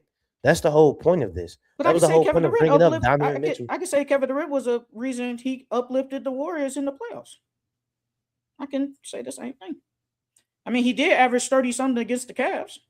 Yeah, but he also had Stephen Curry, Klay Thompson, and Draymond Green. If we do that whole who's the 34th best player, if you do that, it was cold. You could pick one, either Kawhi or KD. You can pick whoever won 1 and 2, whatever. But then you have Steph as your third, Klay as your fourth, and who would be the fifth? I would damn near say Draymond Green was better than everybody else on the damn Raptors at that point in time. I don't know, Kyle Lowry. So you literally have 4 out of the top 5 players in that series. I don't know. Kawhi was giving buckets. And Rudy Gobert in that playoffs, if this is correct. What year was that again? You talking about for the Utah? Yeah. What year was that? 2017. 2016, 17? No, 17, 18. And Rudy Gobert giving you the exact same shit he doing now, 13 and 10. I'm not doing this. What does that have to do with back then? That has nothing to do with back then when he was playing amazing. You was like Rudy Gobert, DPOY. That was his first year as a DPOY. What are you talking about? The year before he was number 2, and then he won it that year. What do you mean? That was probably his best season. But when I said Carmelo as the 4th best, you was like Rudy Gobert. Carmelo was washed by then. Carmelo was washed by then. Just going off that playoff series though. Dog, Carmelo was washed by the and Rudy Gobert was the damn near the better player. At that time, who would you rather have? Carmelo Anthony or Rudy Gobert? I can make the argument. Carmelo Anthony was on a bad team that didn't utilize him correctly. That's not what as I the third asked option. you. At that time, who would you rather have? Rudy Gobert or Carmelo Anthony? I would rather take Rudy Gobert, a young Rudy Gobert.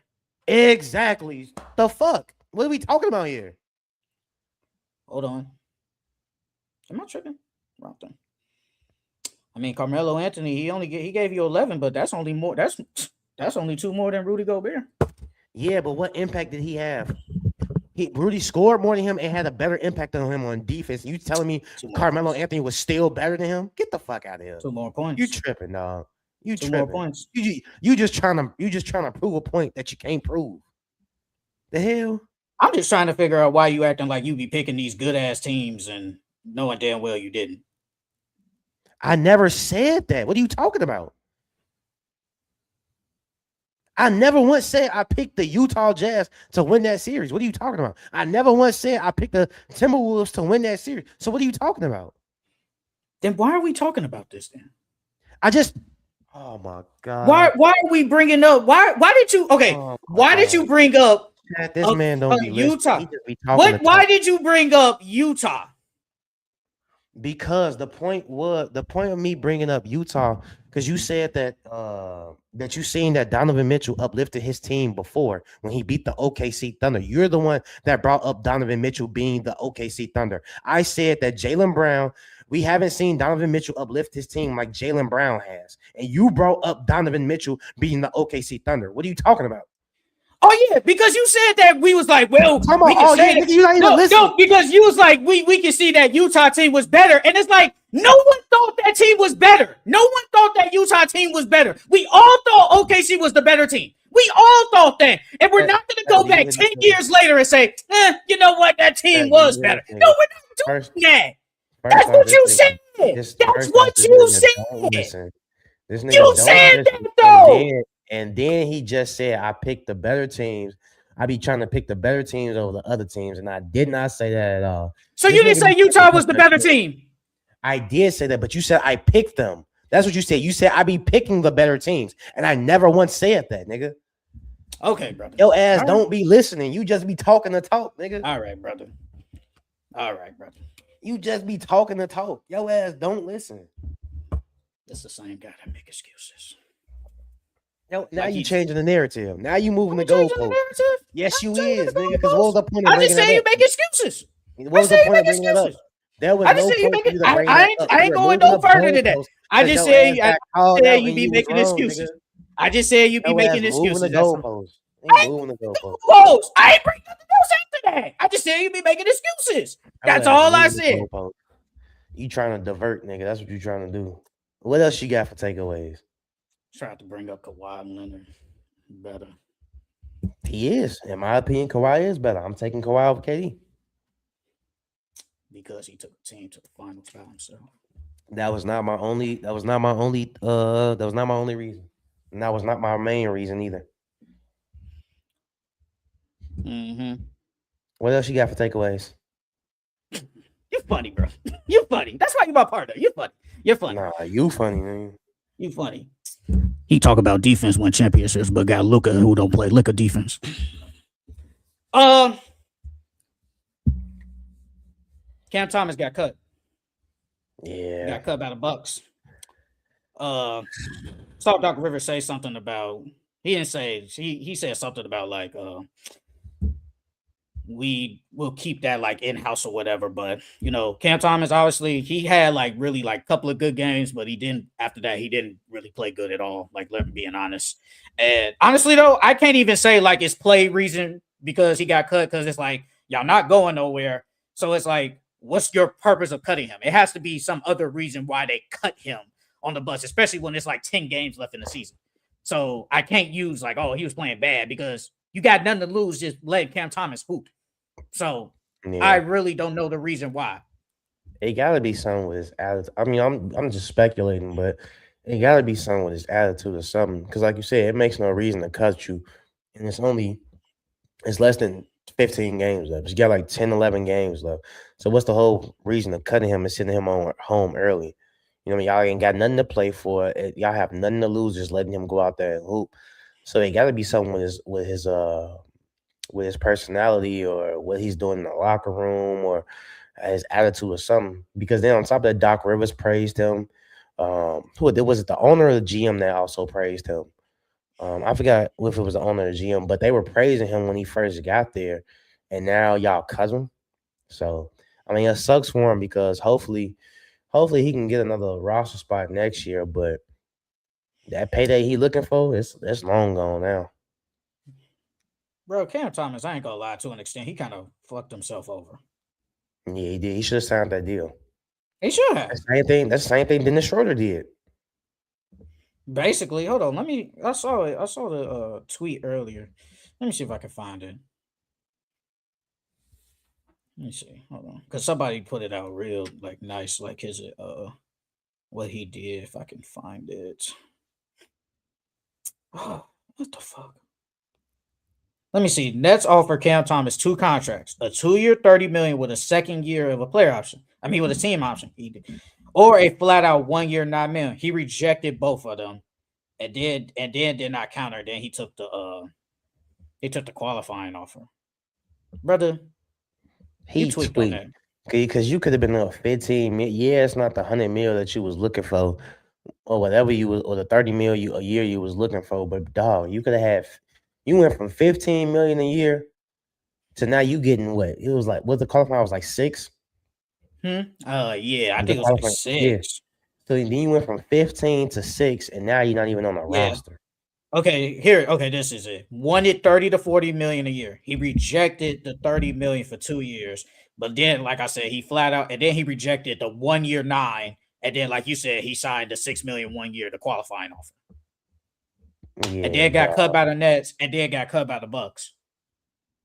Yeah, dog.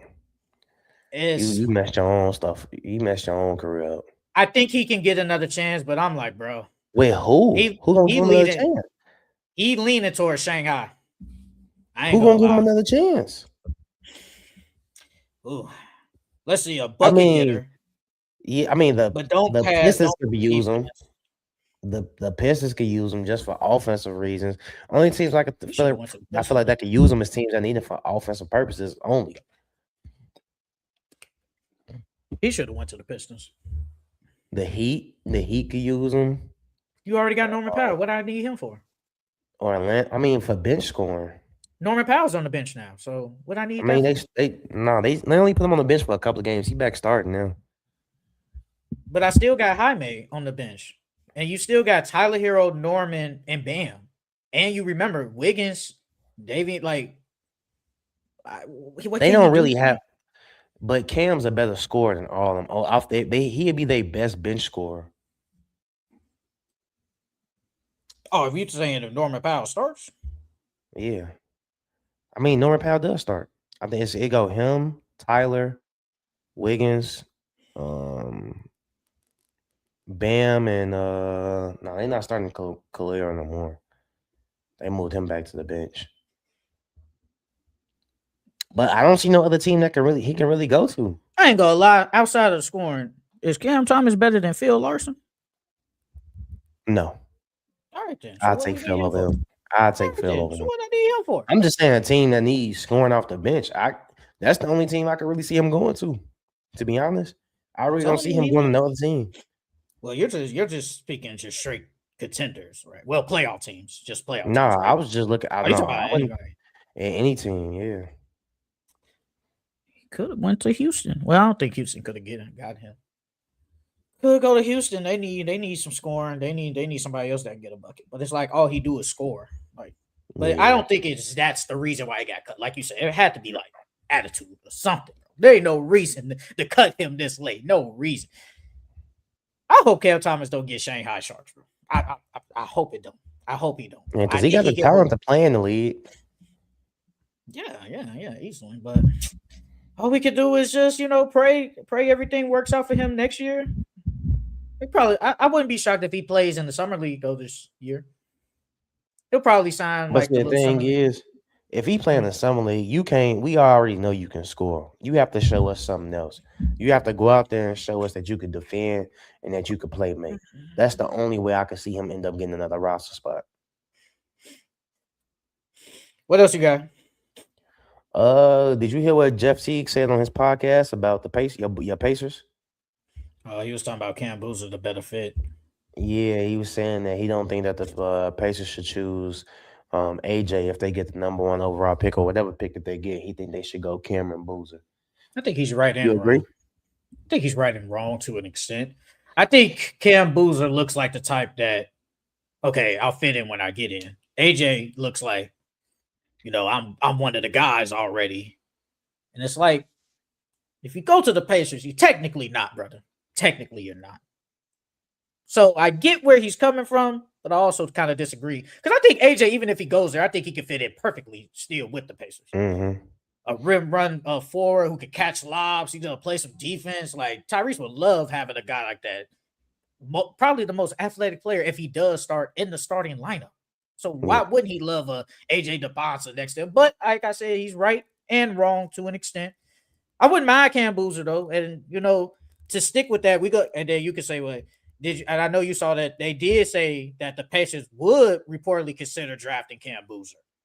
And No, I I'll didn't read see this. that. No, I didn't see that. I'll read this, and then you can talk about the Jet team. Then you can talk about this. So it says, according to Jake L. Fisher, he says no one in the NBA that I've consulted projects or any sort of dramatic draft night fall for either Peterson or Boozer. When it comes to Boozer, in fact, there is a sentiment among some rival teams that the Duke star would be Indiana's preferred selection, even if the Pacers were to come away with the number 1 overall pick because of his potential fit alongside Pascal Siakam and newly acquired Ivica Zubac.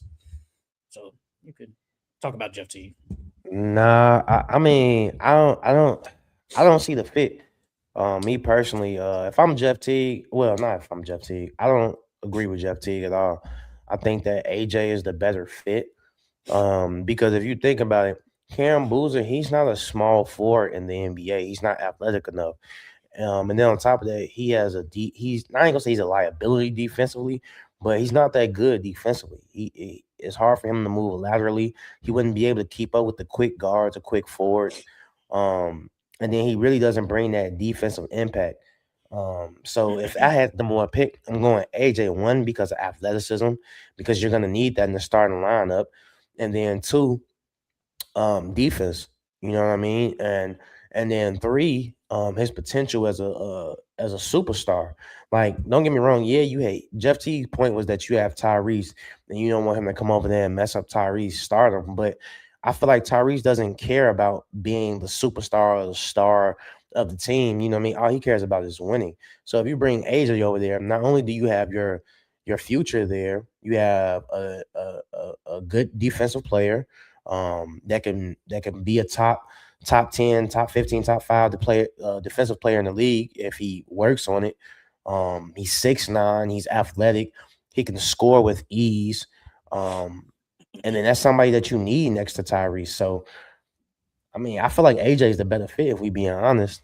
And then as far as the Pacers saying that they would take him over Cam, I don't think that's a good idea anyways, because I feel like Cam is closer to his ceiling than AJ is. And then on top of that, how you gonna pair them with Pascal and Zubac? He's not really that great of a 3-point shooter. He can't really go and create his handle isn't that elite. So he can't really go out there and shot create for himself. And then if you say, okay, well, we don't need him to do that, he's not a knockdown shooter. So it's like, and then what does he bring you defensively to where you would start him? If anything, he'd be coming off the bench because he's more of a 4 than he is a 3 in the league. So, and if that's the case, would you gonna put Pascal at 3 and put him at the 4? Hell yeah, that's exactly what we're doing. But he's like an old school back. He can stretch, he can hit the 3, but he's not a knockdown shooter. We doing Tyrese, Nembhard, Pascal. You move it to the 3. Boozer, if this happens, Boozer, and then we got Zubac. Yeah, that's what we're doing. I Honestly, don't though, like if they do draft Boozer, I think he will. I'm scared. I feel like it will happen, but I think he will start off on the bench, though. I think that will happen. I'm scared for it to happen, but I think realistically, I think he will start on the bench. I don't want it to I happen. should go AJ, dog. Oh no, AJ got I think we're bet. picking AJ, but Yeah, according to AJ that, got best bet. I would. That man Cameron Boozer, he has a hard time guarding. Imagine him getting switched on a Dame or a Kyrie or a Steph, or I'd rather AJ on them than him if they get switched on them. I feel I'm like agreed too. they hunt him. They hunt him in a playoff series. You're not gonna hunt AJ in no playoff series. Cam Boozer be all right. We good. Y'all are with me in the MVP, not with Wemby, brother. Uh, Wemby. We gonna talk about Wemby though. Obviously, I picked the Jazz over the Thunder in that series. I do not believe that at all. No. Cam Thomas to the Bulls. They already got too many Stuff. fucking. What's crazy is the Bulls would do something like that too. They probably would put a Cam Thomas next to him. Did you see they said Billy Donovan was stepping down? That he might step down? Yeah, and he might go to North Carolina. Wouldn't be Mm, shocked. They gonna give him the bag. mm, They gonna give him the bag. So mm. I think Because he I mean, doesn't want to rebuilding though. he won. Didn't he win two? He won with At Florida, Florida, right? yeah. You want He back won to back. twice. Yeah. He's in the Hall of Fame. Whew. Billy The Jones in thing the is, Hall of will he Fame. be able to get recruits? That's the thing with UNC. The last couple of years, they weren't able to get their best recruit in the last 5 years. Hubert It's Davis Caleb. was there. Was Caleb Wilson? So will he be able to get those top recruits? Because at the end of the day, UNC is going to recruit itself. It's that coach that you need that's going to actually get those players there. So, But they got money. If you use the NIL, I think this was back in the day, maybe. I don't know. But now with NIL on everybody's side, that can help. I mean, yeah, it can help, but that's not the look at AJ. AJ said he could have went somewhere where he got paid more, but he went to BYU because of the coaching and them preparing him for the NBA. So that could be the Yeah, same thing. but it's the thing though. We're to a degree, you're seeing the teams in NCAA, and we got so much to talk about. But NCAA, when you have like those juniors and seniors, you win. What was the last team that won with like this super young team? Like recently, though, Probably like super young. Kentucky's probably the last one. That was like Yeah, 15 years ago. yeah, that was the Like last one. so that doesn't happen now, especially with NIL. If I can bring in a junior who gave me at least 15 points and say whatever school, I'll give you the bag and you'll start and help me. That's all that matters. Like these young teams, they really don't win no more. I think the No, only team yeah. that what? No, I was gonna say, no, I agree that you need juniors and seniors, sophomores, juniors, and seniors on your team, but you still need that elite freshman on your team to help glue it all together and piece it all together. Because if AJ would have had a team like Fleming's got the Houston team, they got a lot of good juniors and seniors over there. If you add AJ on that team over Fleming's, I feel like they'd be better. Who was it? Who? I mean, not like a debate, not nothing, but what freshman last year when Florida won was elite? Who was elite? On the Florida team, Yeah, that won last year. I don't think they did have a I don't think freshman you last need year. that elite freshman nowadays to win a national championship. I don't think you really do. Because Walter Clayton wasn't no damn freshman. He was the best player. Nah, hell no. So I don't think you really need this elite freshman to like win. I mean, like technically we saw Duke almost lose to Siena with an elite freshman of Cam Boozer. Now you did BTA TCU, different story, but you almost lost with the elite freshman. It's so with the NIL now, it evens out the playing field. It just evens out the playing field now. I don't think you need that elite freshman now. Shit, when you got that elite freshman, it's like, ooh, like That's the eye candy though. The not only is he because you at the end of the day you need good players to come in your program in order to win. yeah, You getting facts. that elite recruit that only helps because that makes players want to go there. If players know that AJ is coming or Cooper Flag is coming. They gonna want to play with him. So And we just saw AJ carry a team and lose to Texas. that's because if Richie Saunders was there, they would have won. They would have won. I mean, like we'll move on, but look at Michigan. They don't have an elite freshman. They No, they were don't. literally one of the That's best coaching. teams all year. That's So, coaching.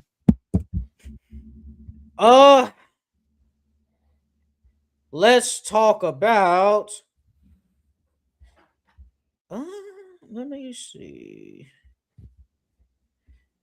Let's talk about. I know you saw it said the NBA PA is calling for the 65-game rule to be abolished or reformed to create an exception for significant injuries in the case of Cade Cunningham. I think we talk about the 65-game rule a lot. We talk about like it should be at least switched up, maybe not abolished, but maybe switched. Yeah, I don't think it should be abolished.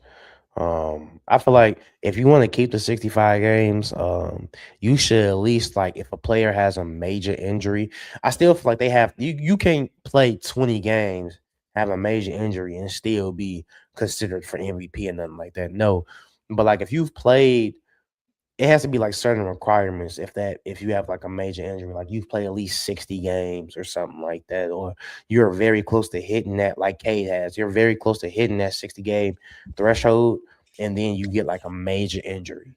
You know what I mean? Either that or they just decrease the games. That's not gonna happen. Man, we gonna look back and be like, man, Cade could have made 5 All NBAs, but the 65-game rule only gave him 2. Mm-hmm. That's the conversation that's gonna be having. And then we act like we can't be like, well, if he wouldn't have got injured, we can't use that excuse. Like all we gonna say is he only got 2, but we know damn well he should have had 5. At 5, yeah. It's just crazy because he was right there. He had 61, right? 61 games, and he definitely would have played the next 4 and would have been good. Yeah. Like it sucks, and I think they're gonna try something to not get rid of it, but to reform it. But it is what it is. You said what? How many games they got left? They got what, like 10? They 52 and 20. Yeah, so they got 72. Yeah, they got 10 games left. Hey, technically, he could come back. He could start. He technically play and then leave his ass on the bench, G. That like technically certain amount of minutes though. So how many minutes you got like 20 minutes or something like that. Ooh. Yeah, I don't even want him to come back. I don't want him to come back. I'd rather see a healthy Cade in the playoffs than see him. I mean, if he coming back for the playoffs, he might as well come back the last 4 games. Not the same. We talk about it a lot. Freak injuries happen all the time. That was a freak injury. He just fell down and got a collapsed lung. Nah, he got knee. He got knee. But that's a freak injury, though. That's literally a freak injury. A collapsed lung. I'd rather see healthy Cade in the playoffs than come back for useless. That's messing up his bag though too. That's messing up his bag. I thought he already got like the increase because he made All NBA last year. I thought. Could be wrong. It could hypothetically mess up his bag if that is true. But I thought he already got it because he signed his contract extension last summer and then he played. Then he got All NBA this past year, and then so I thought he was good on that. I thought. I could be wrong.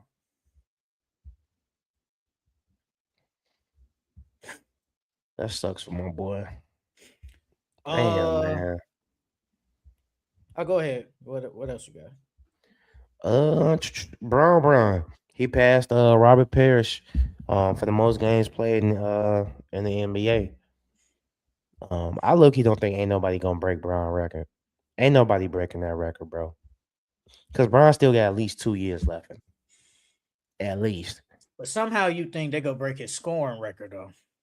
I think KD can. But if LeBron is gonna play all these damn games, how can he leapfrog him? And Kevin Durant already talked about it's in the near. The retirement is near. He already when he said that. I ain't see that. Let me see. Hold on. Let me find it. It sounded like he only got like 3 years. It sounded.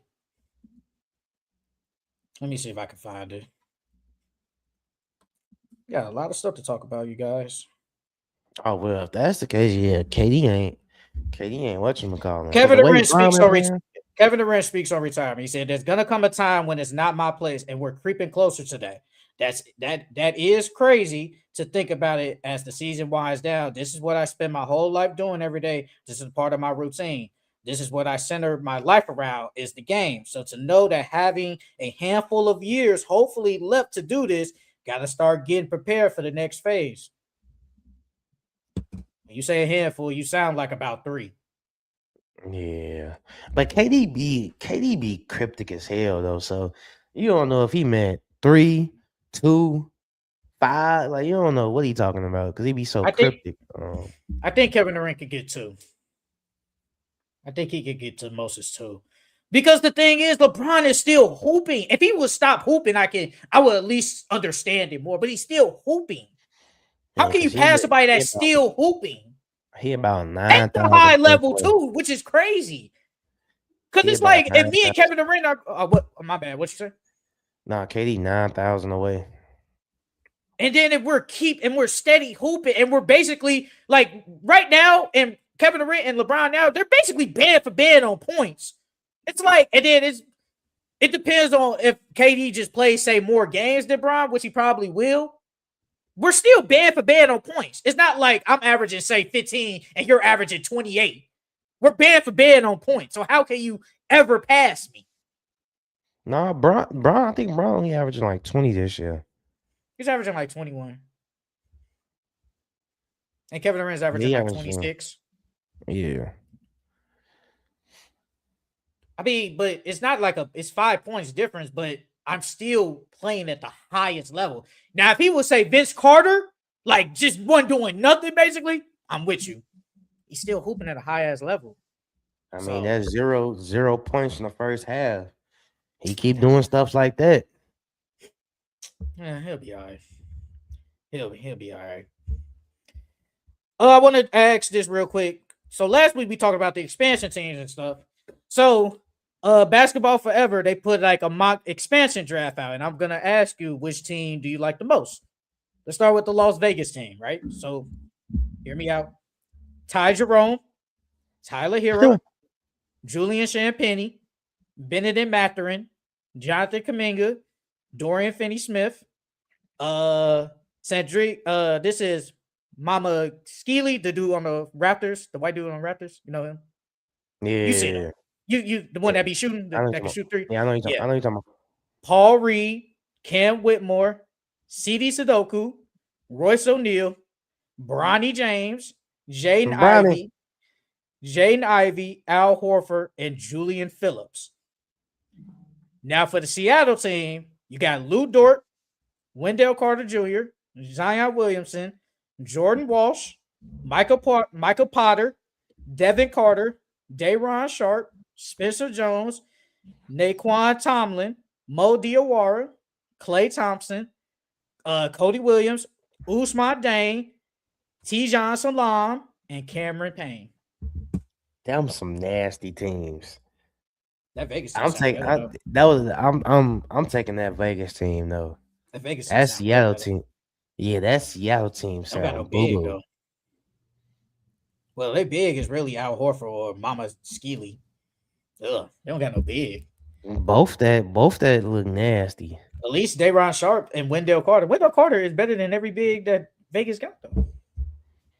Yeah, that sound nasty. Well, you do got. Well, these are expansion teams, so we expect them to not be that good. Yeah, that's like dirt. Like them is easily last in the conference teams. All right, what else you got?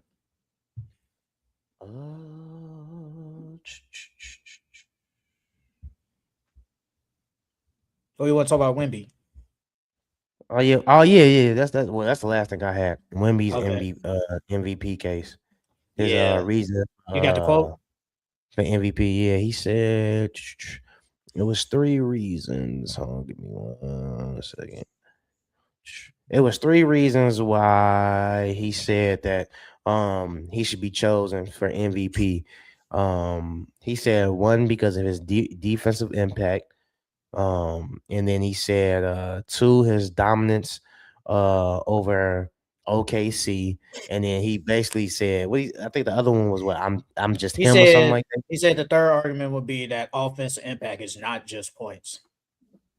Yeah, so um I don't know, dog. I mean, I don't think that he has a case yet. I feel like the other guys have a. He's right when he say his defensive impact is better than all the guys um that's being considered for MVP. But at the same time, your offensive production it's not there yet because I feel like MVP is an offensive production award. And yeah, you're averaging 24 right now, but if he was somewhere like 28 with the rest of his numbers or like close to 30, 28, 30 or something like that, then yeah, he would have a case for sure. But I don't think he do right now. So wait, Francisco, you like? I know you like his comments. What you think about Wemby's comments? Um, I mean, you can. It's kind of hard because first of all, I like what he said. Like, say the truth, brother. I think I'm the MVP because my defense is 50% defense. We was BTA and OKC, the best team in the NBA, and yeah, I think it's a factor that when it's not just points like on offense. I like what he said, but to a degree, because I think right now he's ahead of Jaylen Brown in the MVP. He's ahead. Who, Wemby? Yeah. He's been That's ahead of Jaylen insane. Brown for a minute. That's He's been, insane. That's insane. he's been ahead of Jaylen Brown for a minute. I'll look real quick on. Yeah, right That's now he's insane. second. He's second MVP according to FanDuel. Sponsor us. It's Shea first, Wemby second, Luka third, Jokic fourth, and Jaylen Brown fifth. That's insane that they got that boy Jaylen Brown that low. Why you think he's so low? I low key want to say because of the name. To be honest, it's literally his name. I can't even say that. Because people don't consider him no superstar. You consider Shea a He's superstar. superstar this year. Yeah, this year. But you don't. They don't consider him one. But we gotta go out this year. You consider Shea a superstar. You consider Jokic a superstar. You consider Luka. You consider Wemby one. But Jaylen Brown is the only one that. And then on top of that, I feel like the league don't really like Jaylen Brown like that, anyways, because he like another Kyrie. He speak his mind. They don't like guys that do that. Maybe outside of Wemby, he ain't better than Jokic and freaking Luka. He ain't better than them. It's just not. No offense to him. It's just not better than him. And he ain't been better than them this year. Who, Jaylen Brown? Yeah. He ain't been better than no damn Jokic or Luka. Now, Wemby, you can make the argument, but I don't know. He has not been better than Luka, bro. Because basically your whole case with Luka is he been hooping. He been hooping. I mean, it's the same thing with Jaylen Brown, though. That boy but he averaging ain't been better 30. Than Luka, though. But he hasn't been better than Luka. I mean, his team's better. His team's in a better situation. And then on top of that, if we go roster for roster, the Lakers technically got the better roster.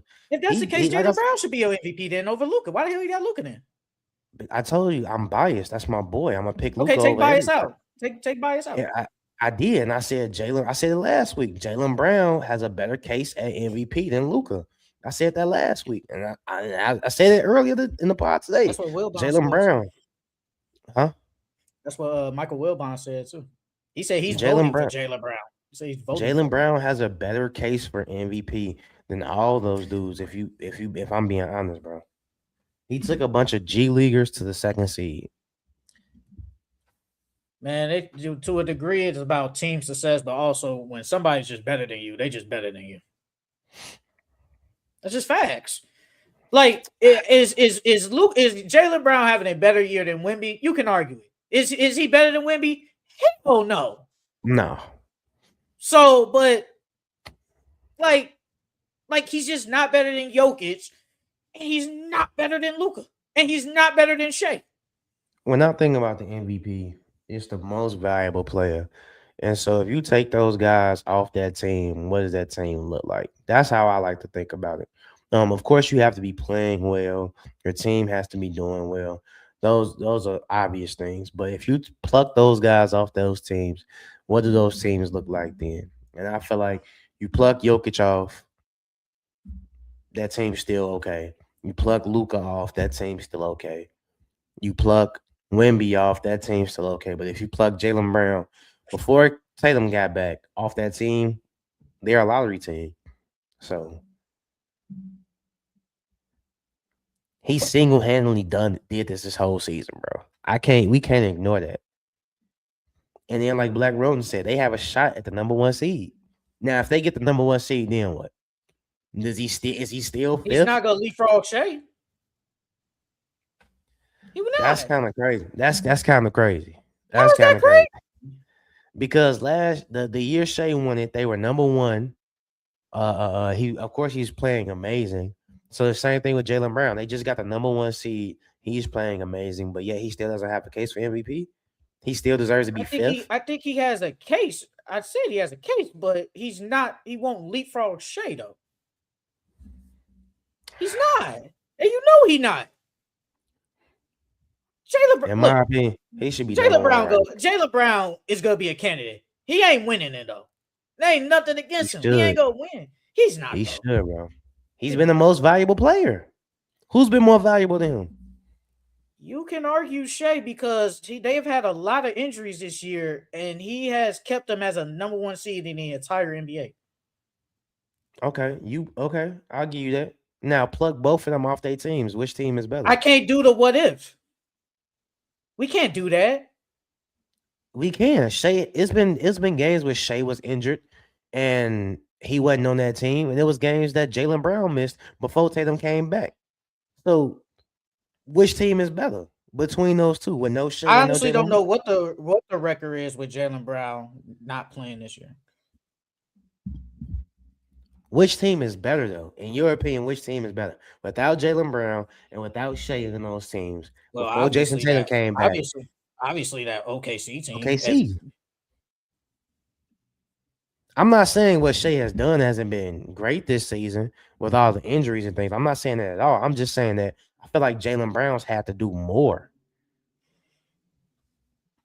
But also, you have to factor in him averaging 30 and him being the number 1 seed. You have to factor that in. That's just how it is. Like, that's just how it is. Should he be over Jokic? Yes. I think he should at least be over Jokic.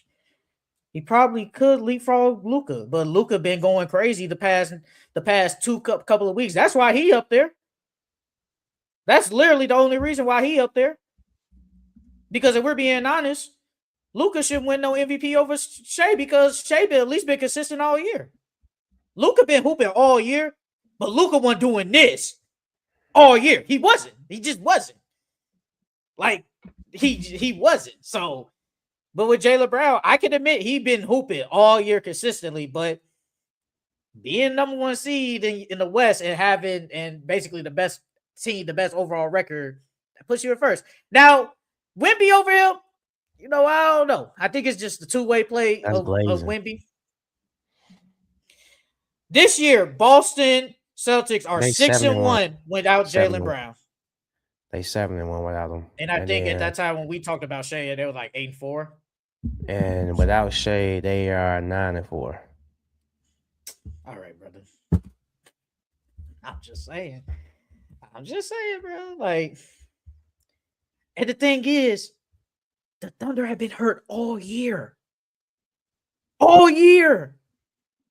Honestly, you can say Tatum has the only one that's been consistently hurt. Vucevic. Stop. Don't do Vucevic that. only played a couple games. He just got hurt. Don't do that. He just got hurt. Bro, he only played like 3-4 games with them. He just got hurt, though. He's played 12 games. He just got hurt. No.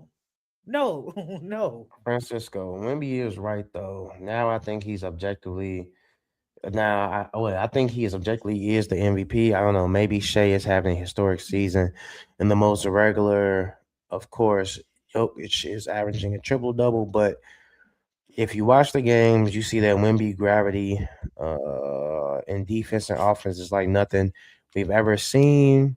The closest is Curry in 2016. If he ends up winning it, it's good and okay. But the only thing is, as a number one Wemby dick rider, that is bad. If Wemby wins it, is that obvious? He's gonna be way better in a couple of years. Influential Sports, what's up, brother? And speaking of the MVP, Carmelo Anthony says SGA is the clear-cut MVP. He says the players know who the real MVP is. To me, I think it's clear-cut. I think it's SGA. Best team in the NBA, best player on the team. That's hard to argue. And the man averaging 30, when you see an MVP, you know. That's what Carmelo Anthony said. See, my thing is like, okay, so like when Bron was supposed to win MVP three straight years in a row, I felt like Bron was the best player in the league. In the league at that time, man, he was the most valuable player in the league at that time. That's why he should have won. Okay. But this year, like with Shea and then Jokic, I don't know. Oh my God, it's hard because they all having great seasons. Um, but I don't feel like I don't. Do you feel like Shea has gotten better this year? I mean, his 3-point percentage has increased this year, but other than that, like, can you say he's really gotten better? I feel like he's doing the same thing he did last year. I you can argue that, but then I can argue the same with Luka and Jokic. I told you I'm biased. I think Lucas should win, but Jaylen Brown, to me, is the MVP though, because of what he's done for his team. So you think a guy that second in their conference gonna probably win 50, they're gonna win 50 plus games, should be over a guy that's averaging 30 plus, but is gonna clearly be the best team in the NBA and win 60 plus games again. I mean, I can't say they're the clearly best team in the NBA. The Spurs BTA them all season. Then the Celtics just beat them. And They're then when they're they they're play them again, they didn't. They lost. The Thunder beat them because Jaylen Brown got ejected. So it's like, they've been kind of okay. I'll take clearly out. They've been the best team all year consistently. They've been the best team all year consistently.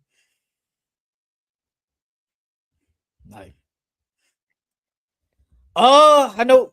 I do want to talk about March Madness. So I want to kind of. Do you have anything else? mm-mm.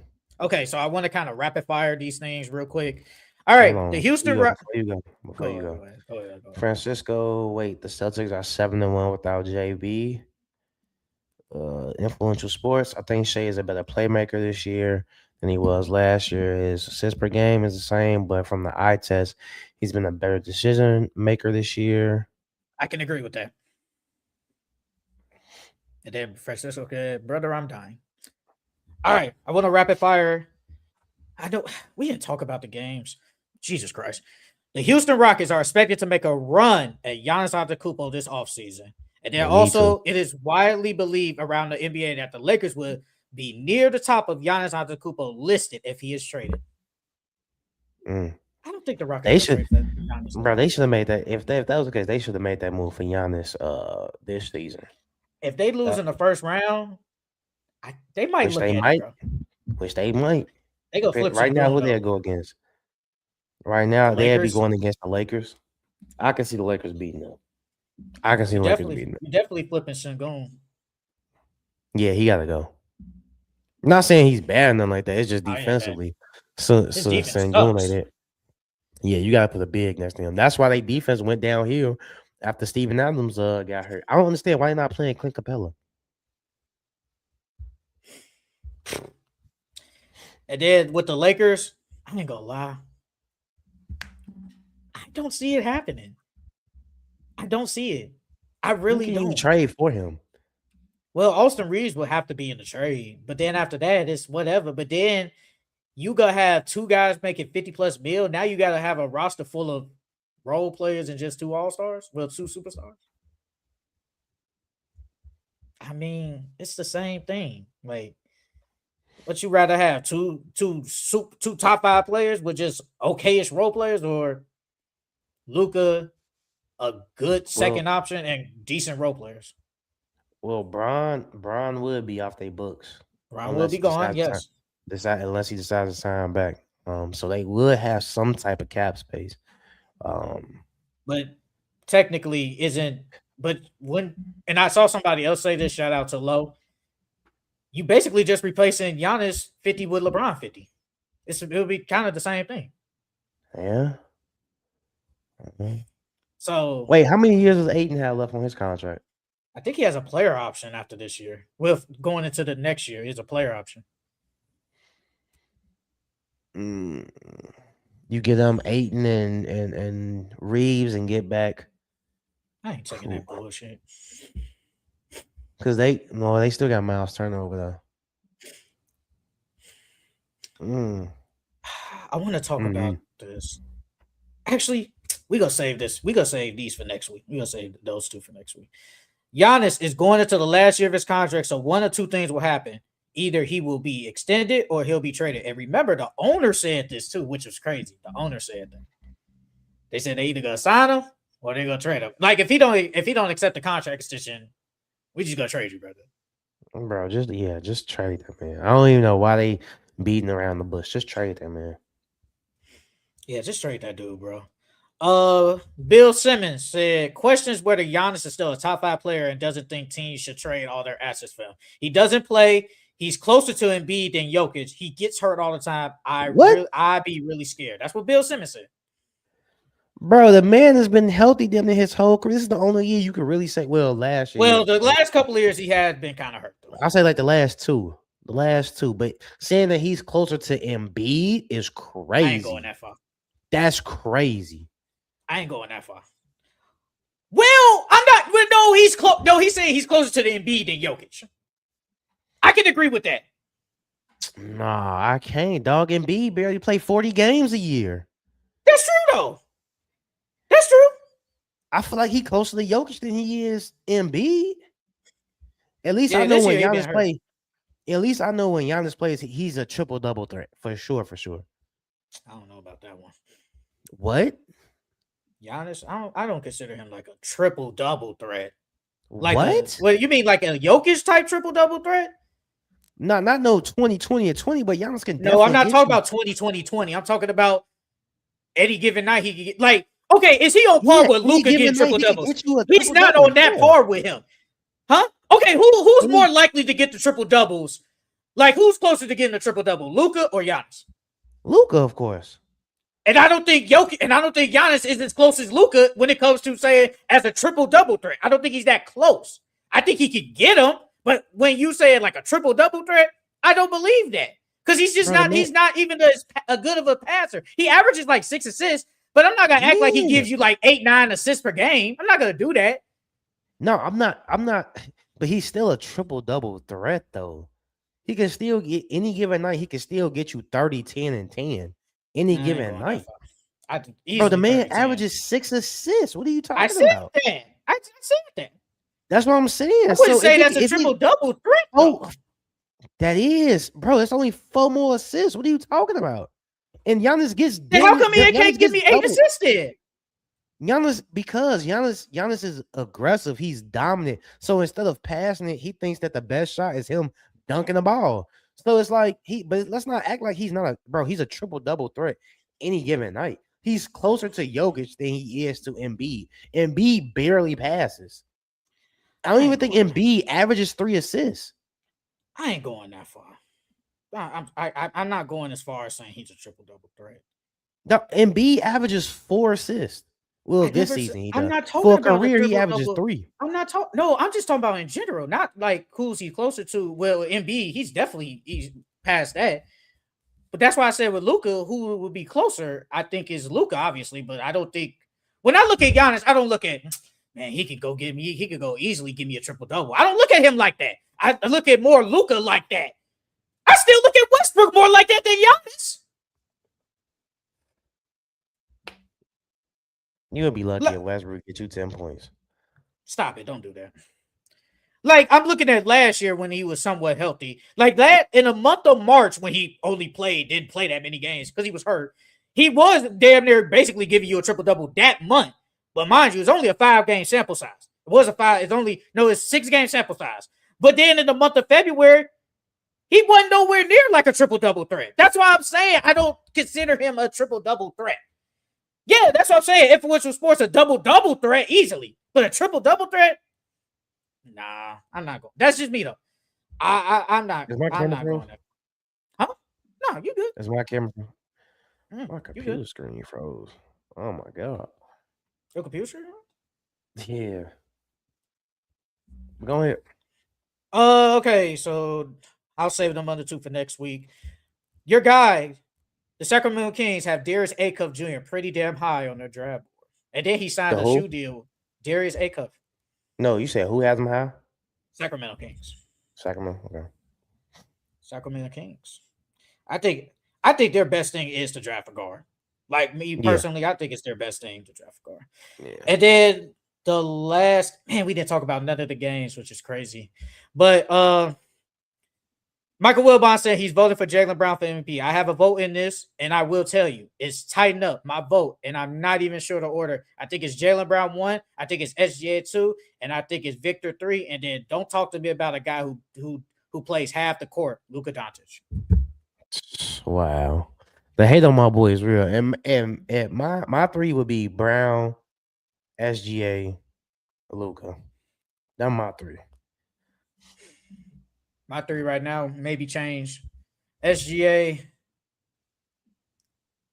I go Luka. I give Jaylen Brown. All right, man. Let's get into March Madness because then we still got to talk about our X Factors. What games did you like? What games that surprised you? This is your sport. Well, I mean, it's basketball still, but you know what I mean. This is your cup of tea. What you talk about March Madness, brother? Well, what surprised me is UNC winning. I mean losing. I know they don't have Caleb, but at the same time, I thought they would be been able to. Uh, oh my god, my computer won't even. Oh my god. Oh my god. My computer freezing like a motherfucker, dog. You got tabs open or something? Yeah, I only got a few open up, but Yeah. them losing to VCU. I would never thought they would have lost to VCU. I thought they had the better coach, and like I said, even without Caleb Wilson, I thought that they had the better team, but they lost that game.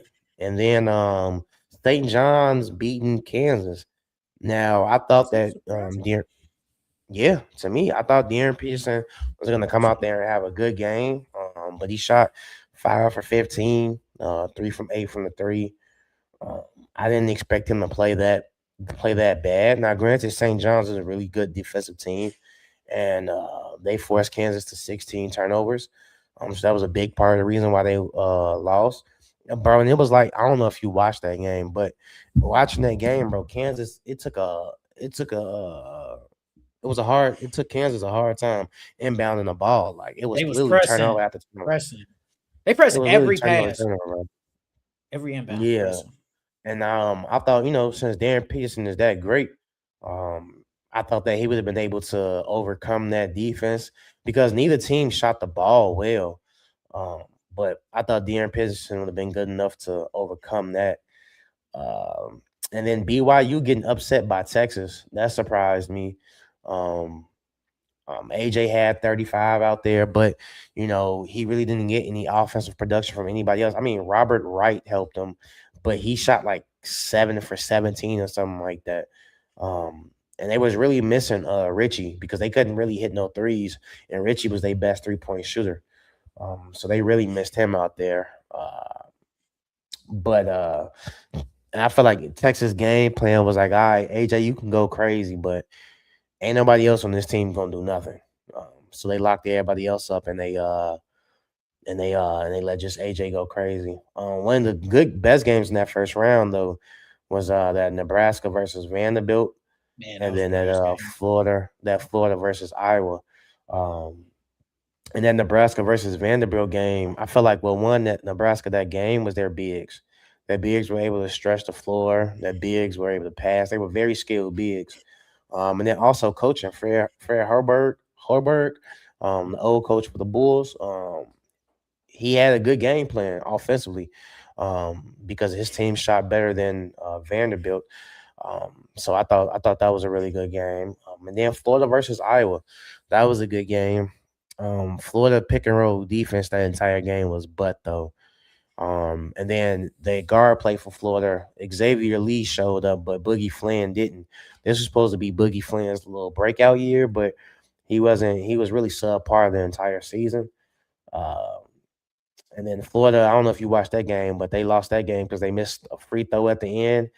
And then they left I forgot the dude's name, but they left dude wide open in the right corner for three. And I'm like, bro, one, why y'all pressing and y'all can the thing that a two can tie the game up, a three hurts you. So if anything, why are you pressing? And they left dude wide open in the corner for a three, and he knocked it down. And then they still had a chance to win it. Xavier Lee, he was driving to the hole, but he tried to pass it at the end and threw a turnover. And I feel like in that situation, bro, it's like I forgot. I think it was like 5 seconds left or something It's like like that. 4 seconds left. He pulled a Yeah, J.R. it's like Smith. four. It's like, bro, it's 4 seconds left, bro. You gotta. I guarantee you, he knew how much time was left. So my thing is, bro, instead of you trying to drive the ball, like you should have pulled up. Like he easily could have snatched back, pulled up, or he could have did a pull up three or anything. But in that moment, you were the one. You was the hot man. You were the hot man. You're the best creator on that team at that point in time. So, bro, you got to take that last I second don't think shot. he He knew. didn't. I He don't think he knew had that much. to, bro. I don't He think so, had to. bro. Because if you watched it, they inbound him the ball. He goes full speed, and I feel like he knew. Like he looked at the clock for 1 second, and then tried to pass it out at the last second of the game. And I'm like, bro, there's no way you did that. You didn't even put up a shot. You could have threw Yeah. anything up. I would have rather you just throw up anything.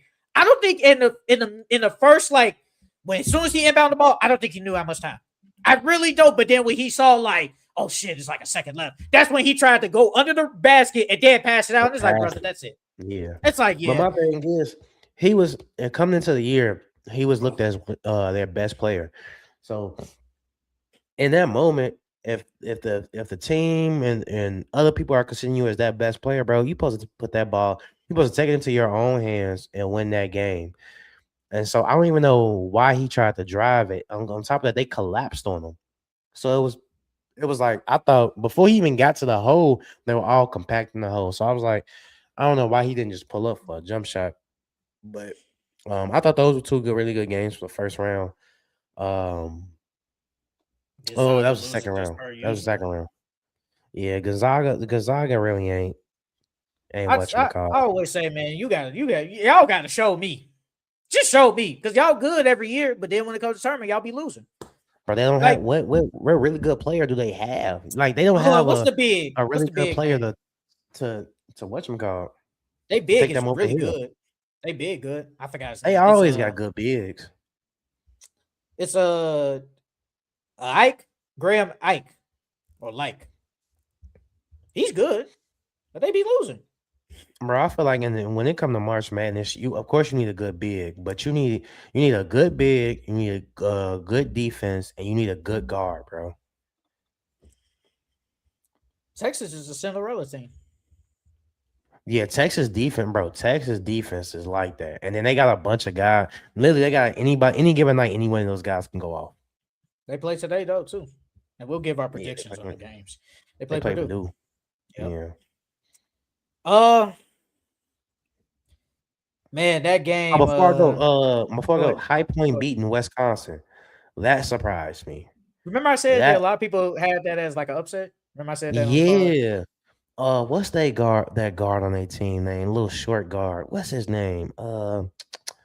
Is it Is it Martin? Martin? I Rob think Martin. so. I think so, bro. Like 5'8" or something like that, bro. Yeah. Well, Hey, here it says ESPN says 5'10". bro, that man is not. that man look like he me and your height. No, I'm short. Man, They Kentucky, almost beat bro. Arkansas. Kentucky, bro. That dude Owa. He hit that buzzer. Man, that was a crazy Yeah, last second. that That was was nice. crazy. That was nice. That was a bro can hoop, bro. He can hoop, bro. I was like, wow, I couldn't believe it. Then they faced Iowa State, they got beat down. It's like, all right, You think he gonna go that's lottery? I'll say late first, early second. What's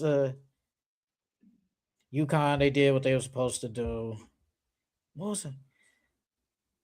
Oh, Duke. What was your thought on Duke almost losing to Siena in the first round? I feel like they underestimated their opponents. I feel like they got punched in their mouth, and then like I said, they underestimated their opponents. But I mean, at the end of the day, it don't matter how much you win, but as long as you win and move on to the next round. On me, I don't care if we blow them out. If we can win by a point, bro. In Yeah, March that's Madness, all. I don't care. But you see, they bounced back that next game. They Oh, damn near 30. hey, but TCU kept it close though for a minute. They kept it close. Yeah, they did. They kept it close, and then because I think was that the game or was it the first game when Cam Boozer only attempted like 2 shots, and it's like, brother, you too good to be only attempted 2 shots in one half. Like you too good for that.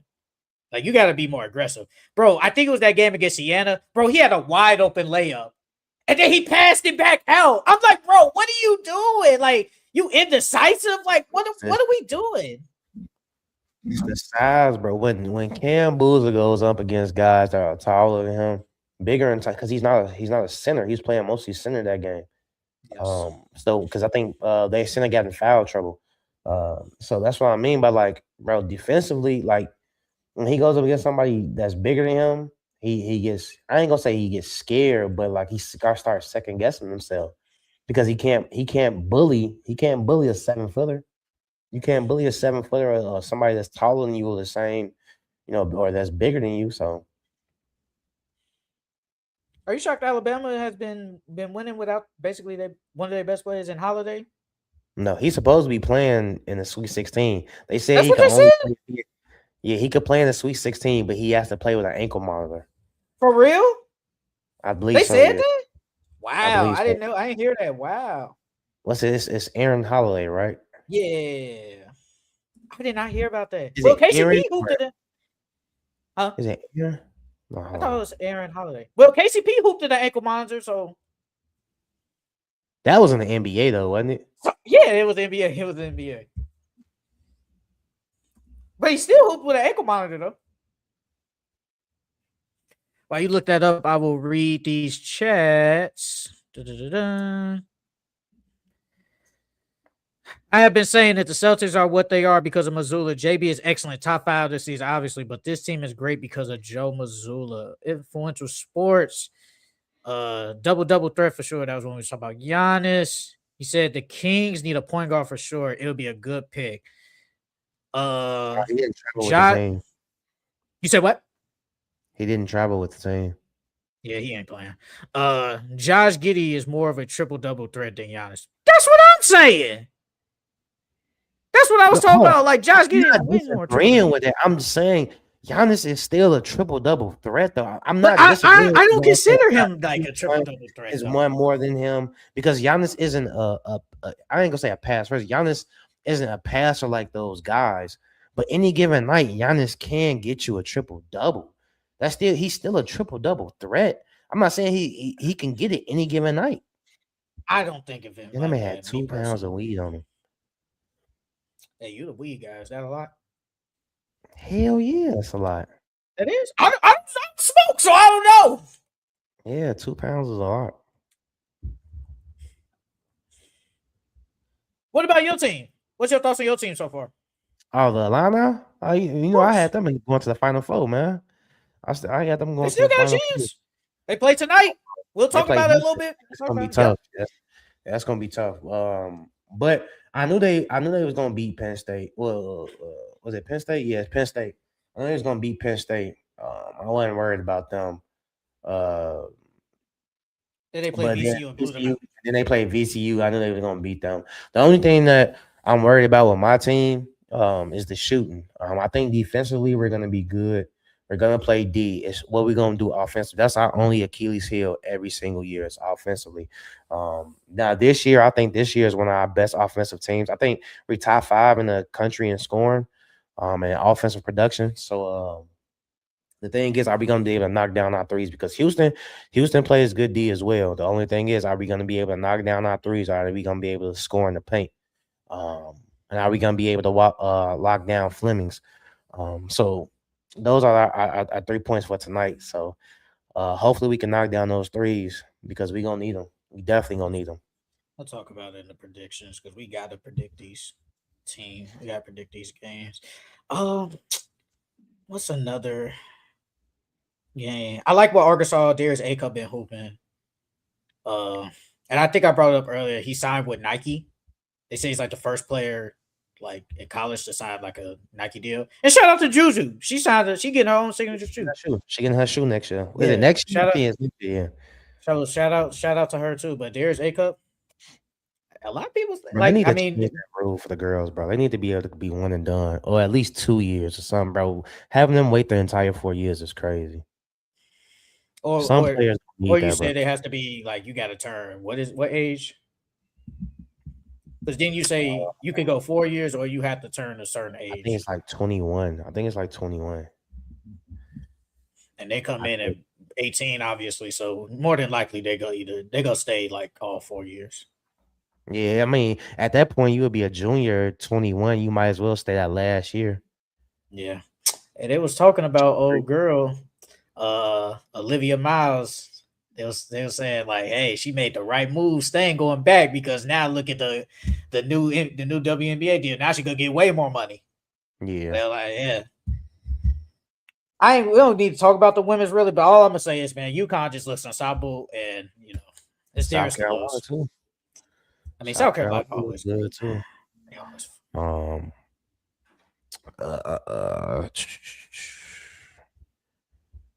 UConn, Notre Dame looks good too. Vanderbilt looks good.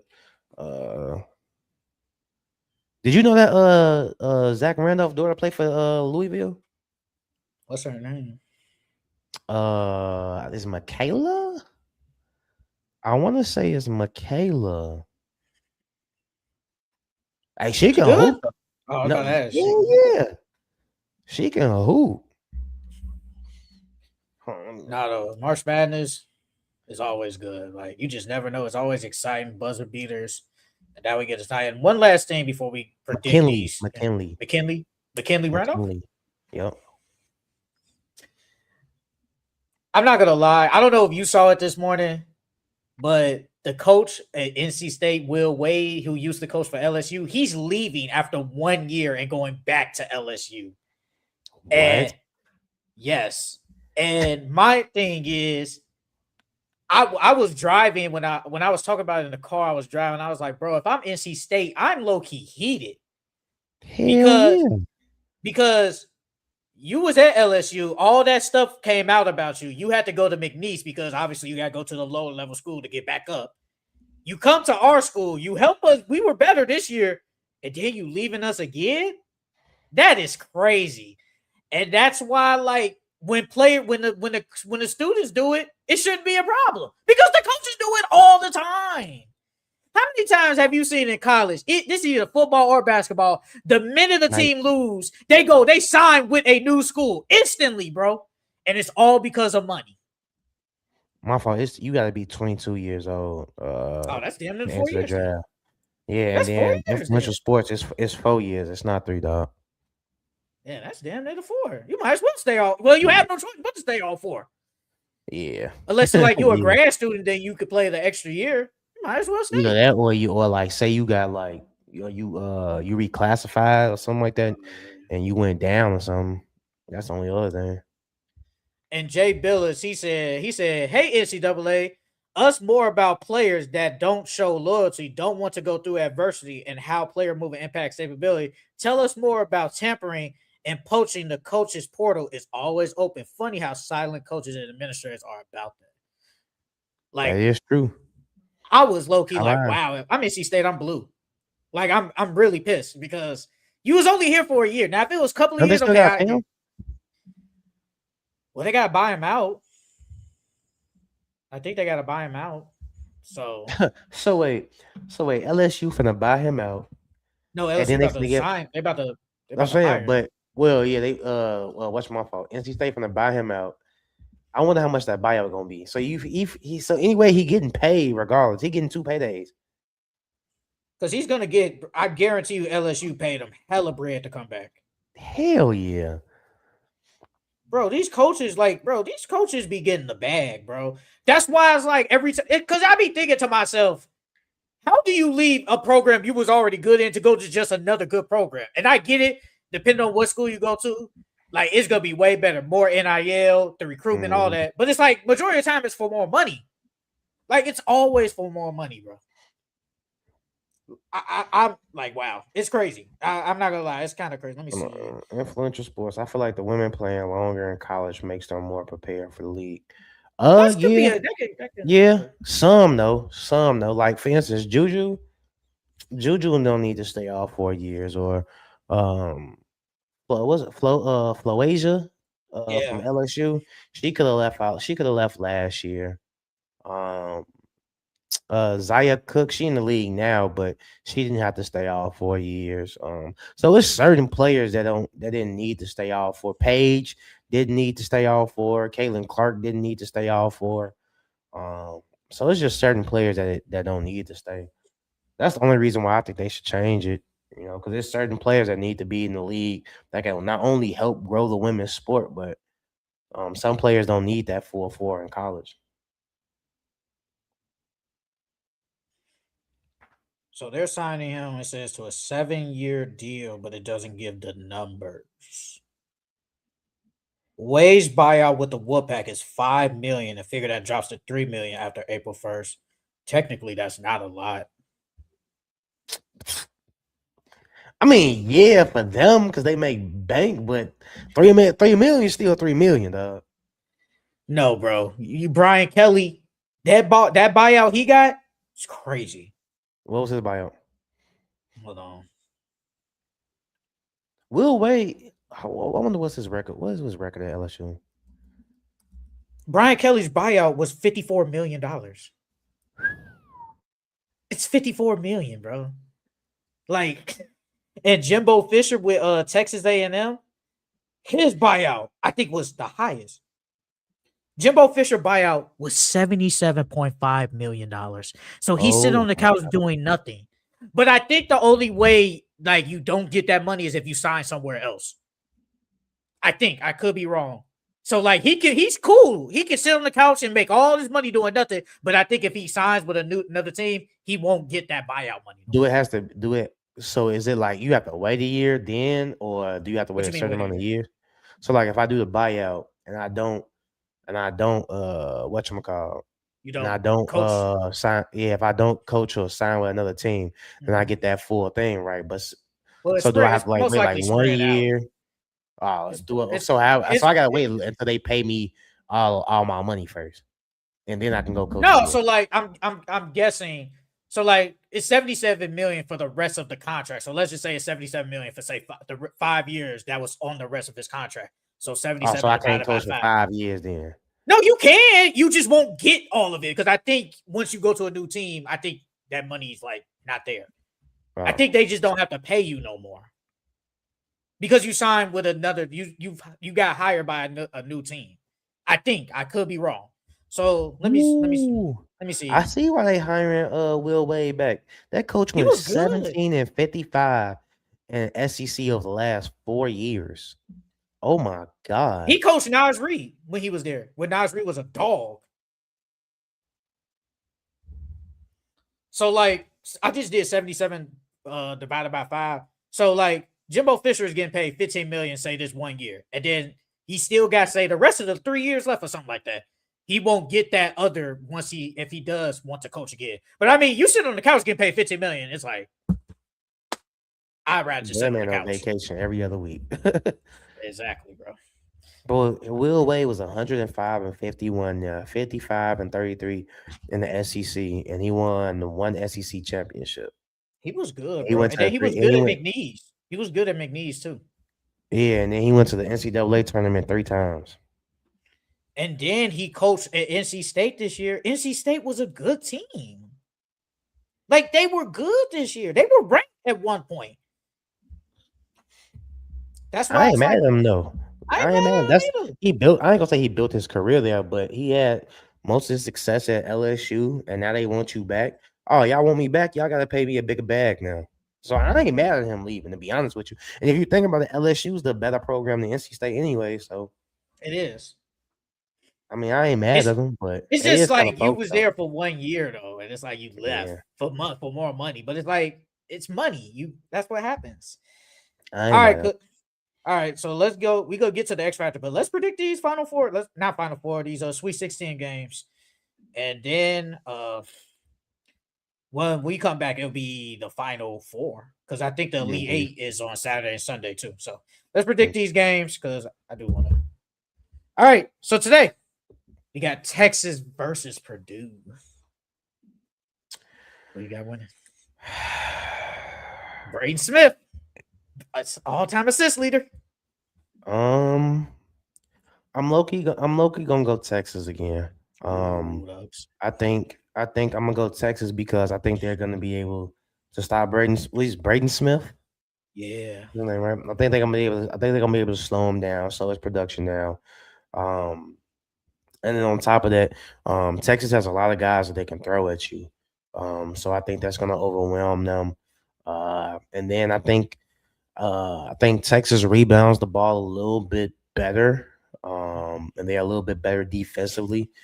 So I'm gonna go with Texas. I'm gonna go with Texas over Purdue. I think Texas has the. If you can correct me if I'm wrong, I would say like they have more Yeah, scorers than Purdue. they do. Yeah, So I think that's their advantage. But Purdue has been has been a dominant team all year. But low key, this is the Cinderella team though. This is the Cinderella team right now in the NCAA tournament. I'm gonna ride I'm with them. gonna, huh? I said, no, I was just saying, I'm gonna ride with them. I'm gonna pick Purdue, but I will not be. I will not be shocked that this game is close though. Like I do have a I think feeling it's it gonna be is. close. Yeah, I do too. I think it's gonna be close, but I'm going to pick Purdue to get the W. Next game, we got Iowa and Nebraska. You know, Iowa Cinderella team too, low key. I don't think a lot of people had Iowa making it this far too. Yeah. Oh, real quick, you know Nebraska. This is their first time ever making the Sweet 16. Who the Iowa, No, Nebraska. Nebraska? No, I Yeah, did not. I think this was Iowa's first time, not first time, but the last time they made the Sweet 16 was like a 19 something. It's been a long time since they made the Sweet 16 too. Uh, ooh, Iowa or Nebraska? I think this is gonna be a closer game than what people 1999. think. I think this is gonna be a closer game than what people think. I think it's gonna be a good game. Nebraska rebounds the ball a little bit better. Um, uh, I don't know. I'm gonna go Nebraska. I think Fred Hoiberg, that offense that they run over there, and the fact that his players execute it if very efficiently. I think that's gonna be hard uh for Iowa to stop. So I'm gonna go Nebraska. I'm gonna go Nebraska. You said so. Iowa last time they made it was 1999. Me and you was only like 4 years old. Crazy.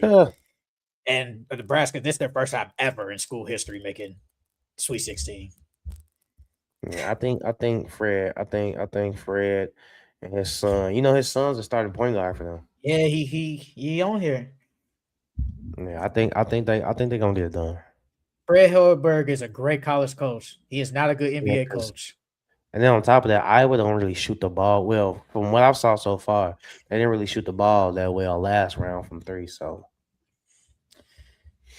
I'm going with Nebraska only because Fred Hoiberg has some ties with the Bulls. Yeah. I just honestly, I think they really like the better team. I know it took almost a Gordon Hayward type shot to make it. That was a crazy shot, but I think right now they are the better team. Like Iowa, they got some heavy hitters. And they don't really have the scoring like that. Honestly, like I yeah, mean, like no one else really scores. I know I'm box score watching. Charles knows this way more than me, but I think Nebraska just have obviously the better team, just the they got a better more shooters. good players. They I'm got a going with better. Nebraska. I'm going with Fred Hoiberg. Probably game of the night. Arkansas versus Arizona. I'm going Arkansas, bro. I like Cal, bro. I'm not gonna lie. I like Coach Cal. Even though he ain't won shit since Kentucky, but I like Coach Cal. And See, Darius Acuff a hooper. now the thing with this, is I think Arizona bigs are better. Mm-hmm. Now the only thing is Arkansas gonna be able to rebound? If they can rebound with them and they can box out with Arizona, then they can win this game because their guard play is better than Arizona's is. So and then I know they got that freshman. I can't even pronounce it. Is it Pete? I think it's Pete. Who on Arizona? Yeah, freshman off Arizona. Yeah, it's Pete. P-E-A-T. Pete. Yeah, he's good. But he isn't really he isn't really a good offensive player. He's like an old school big, bro. He don't really stretch the floor. It's all ground and pound and tough baskets. But if Arkansas can rebound with them, they can win this game. That's the only thing. The bigs are better with Arizona, but the guards are better with Arkansas. Because Malik Thomas and then Acuff, they're really good. So if they can rebound, they can win this game, dog. I Because low-key they think play D. Arizona. They just got to rebound. Arizona is kind of in a Gonzaga tier. Like, I gotta see it to believe it because y'all be having these stacked teams that don't do shit. So it's like at some point y'all gotta like break through and win. I feel like with Cal, it's always his bigs, bro. The best bigs he didn't had was Cat, Julius Randle, and AD. DeMarcus Cousins. Cousins. But those teams were really young though. So like now he has I ain't gonna say he has an older team than those old teams, but for the most part, like his bigs this year, they're not really that good. They got, I think his last name Brazel's decent. Brazel's decent. Blouse or something like that. Brazel, it's something like he's decent. Yeah, he all right, but they is he gonna be able to rebound with Arizona bigs? That's the only thing. Real quick, rebound is gonna determine this game. Real quick, DJ Wagner ass. Or is he awful? I'm asking. Is he ass or awful? Hey, is he ass or awful? I'm just asking. He ass. He ain't awful. Okay. He got to work on his three balls. He look like he gonna have to stay out 4. I ain't gonna lie. Okay. I'm just asking. Is he ass or awful? I think he ass. I ain't gonna cap. I think he ass. He ain't awful though. But he ass. He ass. Yeah. I believe in Darius Acuff. I think, and like you said, Malik Thomas, they got some hoopers. Darius Acuff is like if they slow Acuff down though, it's a wrap for Arkansas. If they slow him down, it's a wrap for them. I'm going with Arkansas though. I think I just believe in Acuff and Coach Cal to an extent, but Arizona is definitely, I think, the more complete team. I'm going Arizona. Would you be shocked that it was a blowout? No, I wouldn't. Because if they out rebound them and they slow Acuff down, I mean, yeah, you got Malik Thomas, but he's a volume shooter. So, man, he their second best scorer. If they shut Acuff down, where else is that offense gonna come from? Others gonna have to step up. Last game of the night, your Fighting Illini versus Houston. Come on now. You already know who I'm going. In Houston. You already know who I'm going. I'm biased. Hey, Houston got that defense though, bro. I'm going Illinois. Illinois got a better offense. We got the better shooters. The only thing is, I feel like Houston defense is a little bit better than ours. We rebound the ball a little bit better. But the thing is, we have to stop Flemings. If we can shut Sharp too. The snake down, Sharp a hooper. If we can shut Flemings down because he's the head of the snake, he runs that offense. If we shut him down, we're good. If we rebound and shut him down, we're good. Hey, you gotta be worried about Sharp. Sharp is a sharpshooter. Worry about him. Didn't you tell me defense win championships? They do, but you gotta have an offense too. I know. I get you. You gotta have an offense too. I'm going Houston, brother. Houston got this. Should we do the rest of the games too, since we ain't gonna be there? I know. Wait, what? What rest of the games? I'm talking about like the rest of the college games, the Michigan and UConn, Duke and St. John's. Oh yeah, no, we are doing that. No, we're doing those games. We're doing those games. I got Houston, man. I think Houston, I mean, he Kingston being Clemens, biased, though. to an extent, I am being He biased. being I just think biased. Houston defense is like it's so great. It's like But they offense is lackluster. yeah, it is. But Kingston Fleming's mid range assassin. I'm going with Houston, bro. I think Kingston Fleming. Hey, Kingston Fleming versus is it Wagler? Correct. Yeah. Hey, two of the top freshmen. And y'all do guys Page or something on there too. He been subpar for us this year. Don't get me wrong, he been playing. He's had some really good games, but it's been a lot of games where he ain't show up too. All right, Friday's We games. deep, I'll go ahead. My bad. no, that's all I'm saying. We just so deep, so it's like really anybody can go off of us. We still gotta do our X factors. Jesus Christ. St. John's and Duke. I'm going Duke, bro. Yeah, This is a bias. I like Duke, and I I'm like going John Snyder. I think they have the better coach. Rick Pitino. I'm not saying Rick Pitino's butt or nothing like that, but I think John Shire is the better coach. And then I think St. John's, they struggle offensively. Their calling card is defense and paint presence. But I think that Duke has the size to compete with them. And I think Cam Boozer have a better game. So yeah, I got Duke winning this one.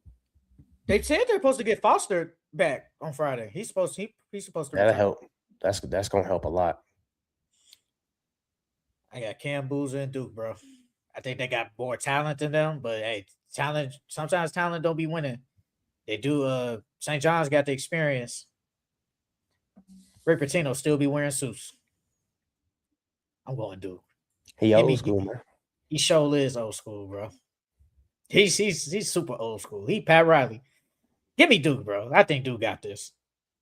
Alabama and Michigan. I'm going Michigan, bro. They should blow them out. I wouldn't be shocked if they blew them out. I think this is gonna be closer than what people think. I don't really think it's gonna be. I mean, it could be a blowout. I wouldn't be surprised if it was a blowout. But I can honestly see Alabama keeping this game close. I think it's Philin Jr. Bro can hoop. He can hoop. And see but the thing is, Michigan, they don't really have no scores for real. It's the same thing with St. John's. Like they got defense, they got the juniors and seniors, they got the experience. I think it's Cardo. Cardo is their point guard. He was from NC. He went to North Carolina, right? Yeah, he went to North Carolina. Yeah, they got him, but like he's not really a scorer. He's more of a pass first guard.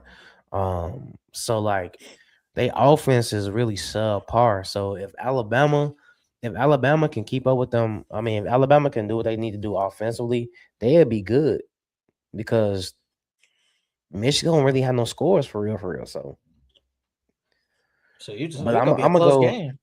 Yeah, it's gonna be a close game, but I'm still gonna go Michigan though. I'm gonna go Michigan only because of defense and size. Wait, question. They on spring break, right? Yeah. Oh, okay, then never mind.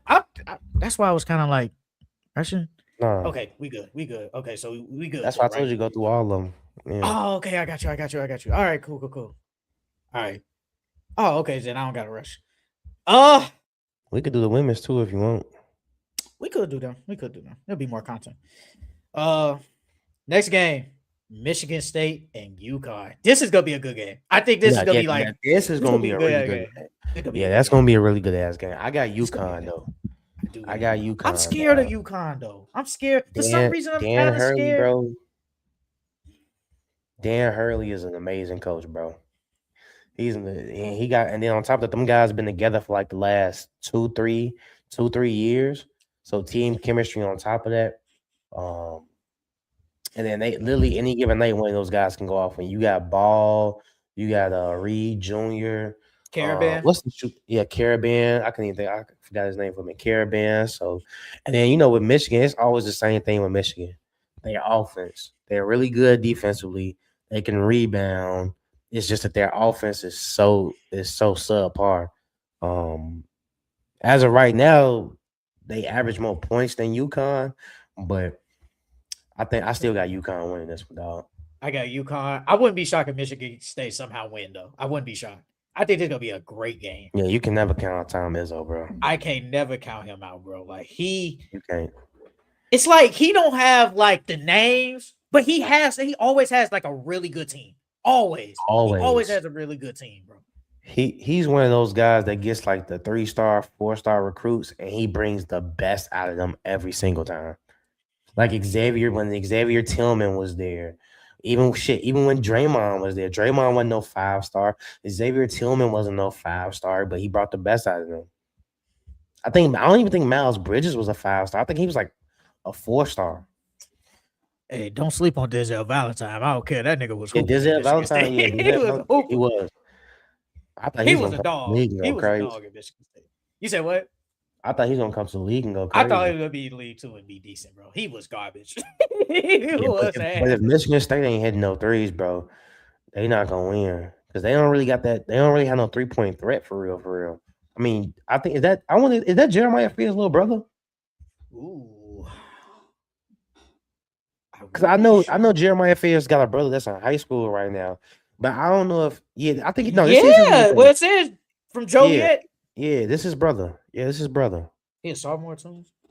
Yeah, and then they got another little brother. I think he's a sophomore, junior in high school.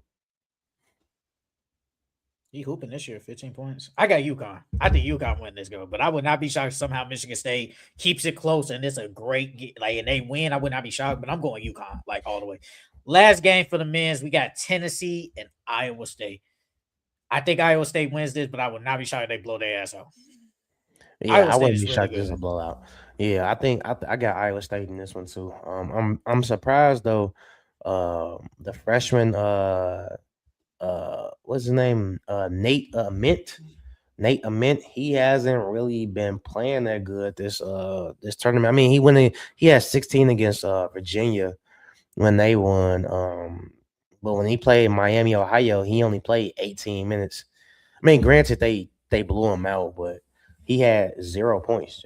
Like, that's not good at all. So I'm interested to see how he plays against Iowa State, who's the better defensive team than Virginia. So they said the dude on Iowa State, Joshua Jefferson, they say he's game time decision. He's one of their best players.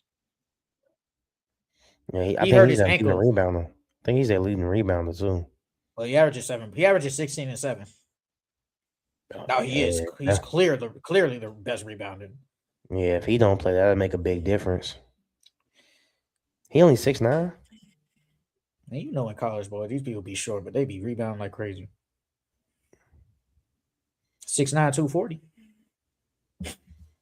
Yeah, I got Iowa State, man. I think they win. Wouldn't be shocked if it's blowout. Then we go through the women's. I'm not gonna lie, y'all. I do not really know the women's like that, but we go through it though.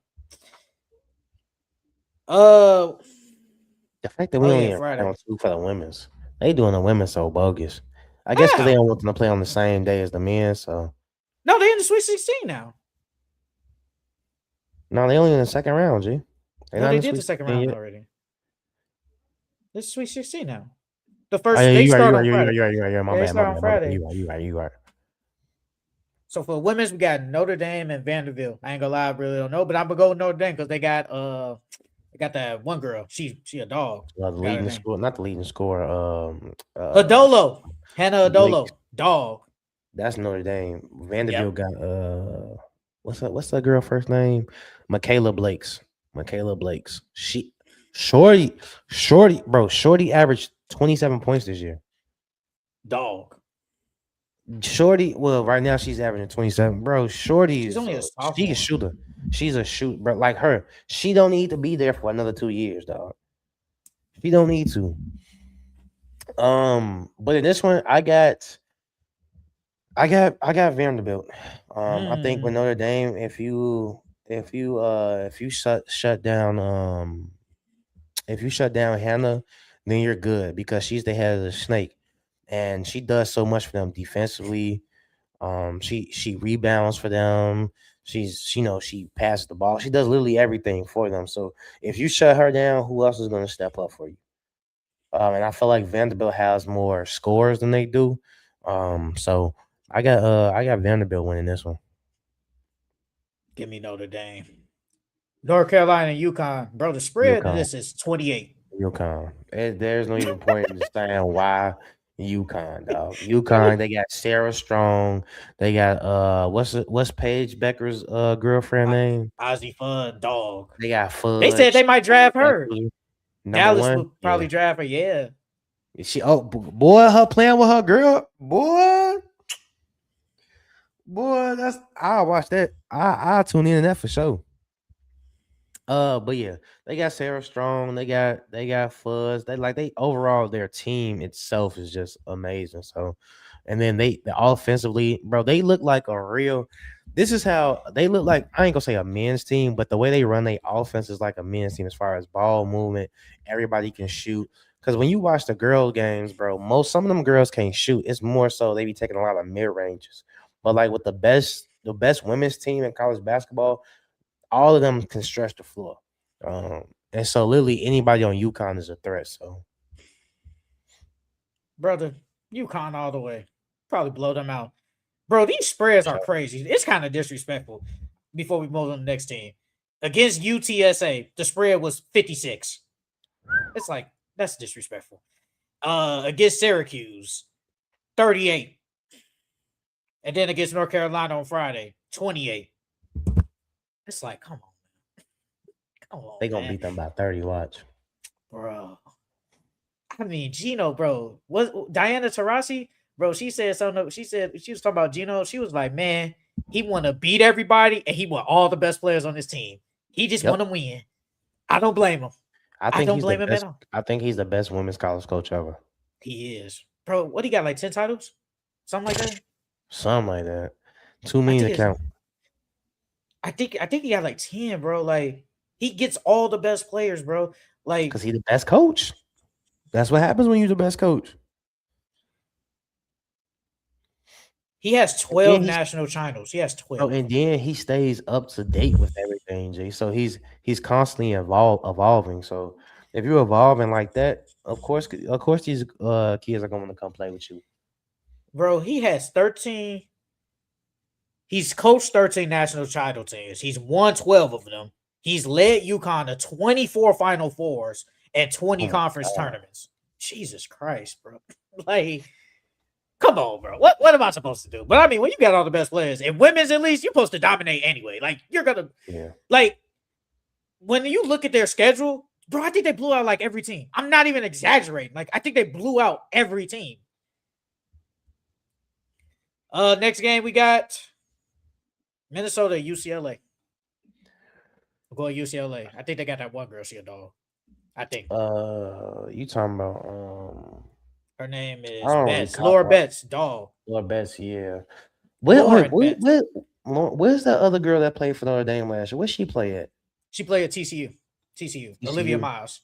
Olivia Miles, yeah, that's what it was. Olivia Miles. They go against Virginia. And this one, I'm not gonna lie to you. I didn't really watch the LSU women's like that. UCLA? UCLA, not LSU, UCLA. But I know at UCLA they did put up a lot of buckets this year. And then they only lost one game, so I'm gonna go with UCLA. And then the last game for Friday, we got LSU and Duke. Flage, my girl. Hey, I'm going LSU. They're supposed to win. Is they favored by 9? I'm going. They got Flage. What's the other girl name that played for them? They got that one girl from South Carolina, but she come off the bench. What's shorty? Malaysia Fawale. Yeah, she was supposed to be a starter for them, Jay. She got the same role she did at South Carolina. I think it's one of them things where it's her attitude as well. What's that girl name? Oh, Divine Barrage, number 6. She a freshman. She decent. Where's that? No, Michaela Williams. That's what it was. Michaela Williams. She a dog. Shorty a dog. And LSU got a lot of dogs over there. So I feel like if this is a close game, it's gonna be a grit and grind game, and I got LSU winning that. At least if they win, they won't face UConn. All right, Saturday's games. Then we'll go to our X factors: Louisville and Michigan. I ain't gonna lie, I ain't know none of these teams. I'm gonna just go with Michigan because they're the higher seed. No, I'm going with Louisville.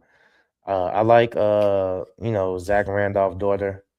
Um, the thing is, um, Louisville they're not as offensively gifted as Michigan is because Michigan's leading scorer is what's Shorty? I know how Olivia Olsen. She's their leading scorer. Shorty can hoop. She's 6'1". She tall. She tall as But hell. she can hoop. Yeah, she can hoop. She's their leading scorer. And then the leading scorer for Louisville is what's Shorty name? Is Taja Robinson. And so, that off that alone, Michigan is a little bit better because they can put the ball in the basket more than Louisville. The thing with Louisville they can rebound and they can play D. So if they can muck this up, they can easily make this a close game and potentially get the dub. Next game, we got Kentucky and Texas. Madison Booker, Hooper. Going Texas. Yeah, I'm going Texas. What's Shorty name for Texas? Yeah, you just said her Madison name, Booker. Madison. Yeah, She a Madison Booker. hooper. She cold, bro. She a hooper, She's cold. She one of them. She can really leave. Yeah, she can leave. She can leave right now, Jay. She can leave right now. And then they point guard that they got, Rory Harmon. She's good too. She's really good too. She's a good floor general. So yeah, I got Texas winning that one. Next game, South Carolina, Oklahoma. South Carolina. Not even gonna South speak. Carolina, they got the better team. The Oklahoma do got that freshman, Leah Chavez. I want to see how she plays up against them. Because she could really shoot the basketball. She a freshman. South Carolina, they got she a freshman. So she can come out this year. Joyce Edwards, she can come out this year. She's really good for them. She's their best player. She's legit their best player. She don't take no threes though. She take nothing but twos. So But she ethical hooper. rebounds. Yeah, she Ethical. rebounds, but she plays really good defense. So I expect her to go crazy because nobody on Oklahoma can guard her. So, And last game, we got Virginia and TCU. TCU. We got Olivia Miles. Virginia, they're like the Cinderella of the women's now. They're the Cinderella. Because they beat Iowa, the second ranked team. Well, second in I the watched tournament. that. I watched that game. That last game they got. See now with them, they got Shorty. Her name is with VC Virginia. Kamora Johnson. She can shoot, but if I'm TCU, I'm watching what they did to her last round, and I'm using that against them because they went against Iowa. They went against Iowa. Yeah, they went against Iowa, and they were struggling to score that entire game. I know they scored 83, but they were struggling to score that entire game. That first half, Shorty was playing terrible. She had like 5 turnovers that first half, bro. And they had to take her off the ball so she could be more effective. So I think if TCU guards up and do the same thing that Iowa did, because Iowa couldn't really score either, but I think TCU is the better team offensively. So if they can do what I take Iowa's game plan, they can easily win this game. Give me TCU Olivia Miles, man. She could get drafted by the sky. I knew you was low key into I knew you kind of watch women's. I knew you was like this though. Yeah, I don't know. I ain't gonna say I'm a huge fan of the women's. I watch some teams because I only know some players. I need to get more in tune with them, but I know a decent amount of them. But your girl Juju come back next year. Oh, when Juju come back, You want that? it's a wrap. They winning next year. Juju and them for real? winning next year. Hell yeah. They got the number one recruiting class next year. And they already got they got the number one recruit, I think. And then they got Kennedy Smith still. Then you got Juju. Bro, they finna be some dogs next year. I wouldn't be surprised if they go undefeated next year. No cap. No cap. Juju really cold, bro. Like she really cold. Like She's for the real. new age Maya Moore, G. She reminds me of Maya Moore. She's the new age Maya Moore. I love Maya Moore. She's a dog, bro. Maya Moore was Maya Moore, amazing. the crazy thing about Maya Moore, that girl, she won so much. She said, "I ain't gotta win no more. Forget it. I'm done." You know what? I'm gonna save that offline. Never mind. I ain't gonna say it. Let me see. All right, man. Let's get on with these X factors for the Eastern Conference. We're doing this in order as per usual. Let's start with the Detroit Pistons. Who is your X factor for the Pistons? Everybody. Oh wow. Literally, besides Durant Durant and K, everybody. Oh wow, Dog. I do all We that. need Well, it makes sense everybody though. to I show get up. it. We need everybody to show up. We don't have no consistent third option. If I had to say somebody, I guess Duncan Robinson, I said a and sword. a sword. Yeah, I was gonna say Duncan Robinson and a sword because we need Duncan Robinson's 3-point shooting so he can stretch the floor. We can give Cade some relief. And then a sword because in the playoffs, yeah, he's really great defensively, but they're gonna sag off him.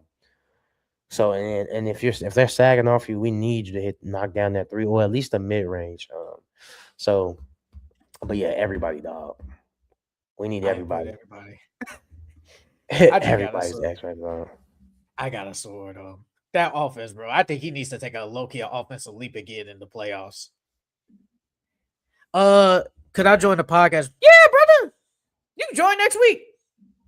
Honestly, join next week. Probably during like the takeaways though. We'll keep like that's when anybody can like pop up like when we do our takeaways and stuff because it's just like around the league. But yeah, you could join next week if you want. That's fine. I'll just put the link in the chat when we get to our takeaways. You just show up. That's fine. That's cool. We want other people. We need people to press Charles. That's what we need. Like, don't press me. I'm scared. I don't feel like it. But press Charles. Press him. Don't press me, man. I don't feel like it. No, but you can join next week though. For real. You can join next week. I got a sword, bro. A sword gotta take the leap. He gotta take an offensive leap in the playoffs. I ain't gonna lie. I feel like I think we could get a decent leap from Jalen Durant, but you gonna need somebody else. Like, low key, now that I think about it, I should have put Tobias Harris, but I ain't even think of that dude. They so but I ain't even think of him. Yeah, I even think of him, bro. I didn't even think of Tobias, but I thought of a sword. I think a sword's gonna bring the defense. Obviously, he's one of their best. He's probably their best defender on the team, but he needs to take a leap. Like if a sword could at least give me say 15, 16 points per game, I think it'll be amazing for the Pistons. He just gotta take the leap. Am I expecting 15, 16 is a big jump. That's a big jump for him. Playoffs. I know. I'll say at least like give me because how much he average? Do he average like 9? He only averaged 10 and 5 and 3. Ooh. I was gonna say 12, but 12 ain't enough. 12 ain't you right. You need that. I say like 14, 15, 16 is a lot for him though. You gotta take that leap, brother. He gonna have to be really aggressive. He gonna have to be really aggressive. I think he will though. I hope. Because if he ain't aggressive, might be GG's for your team, bro. But I got a sword, bro. A sword gotta take that leap. He gotta take the offensive leap if they want any chance of not getting at least upset in say the first round against like Hornets or whoever. But I got a sword. Next thing, Boston Celtics. Who is your X factor for them? For the Celtics, I said Peyton Pritchard and Vucevic. Vucevic hasn't really played that much with the team, and so seeing how he was going to gel with Jaylen Brown and Jason Tatum and Derek White and those guys, that's going to be huge for them. And then Peyton Pritchard because there's 3-point shooting. Peyton Pritchard has been playing okay this season.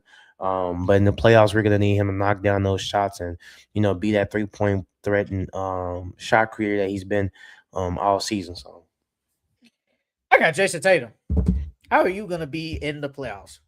We already been seeing like this assist, the rebound, and the defense to an extent, but we gonna need Jason Tatum this year is only giving you like I don't even think he's giving you 20 points per game, but mind you, he is coming off of Achilles. But in the playoffs, I'm going to need at least 22, 23 points from you. I ain't expected 28, but I'm expecting an offensive leap from you. Like, by the time we get there, I think you should be at least better. I'm going with Tatum, bro. Hey, Peyton Pritchard's a legit hooper, bro. Like, I like Peyton Pritchard. He's a hooper. He be hooping. Hey, Peyton Pritchard remind me of, like, some shit you would do because, Peyton Pritchard, he, like, hires his friends in the offseason and he, like, just trains with them. Like, yeah. Like, that's something I can see you doing. He be hiring guys. Yeah, he be hiring No, he hires his homies to, like, train with him. He hires other guys, too. He hires other guys, too. Yeah, to play him like 101 and 1-on-1. to Yeah. guard him. Yeah. So But I think it's Jason Tatum easily. Jason Tatum has to be the X factor for the Celtics. If they want to win a championship, it's definitely him. Next team, the New York Knicks. Who is your X factor? I wonder we got the same guy. Mikal, Mikal Mikal Bridges. Bridges. I said Cat too. Okay. Because Cat been playing good recently, but the thing is, he's been up and down the entire year. So, and on top of that, do you still know if you're involved in the offense?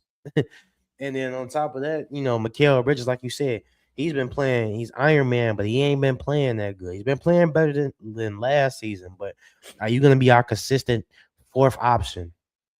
So It's Mikal Bridges. You got to do something. You can't, like, it's like you just show up and that's it.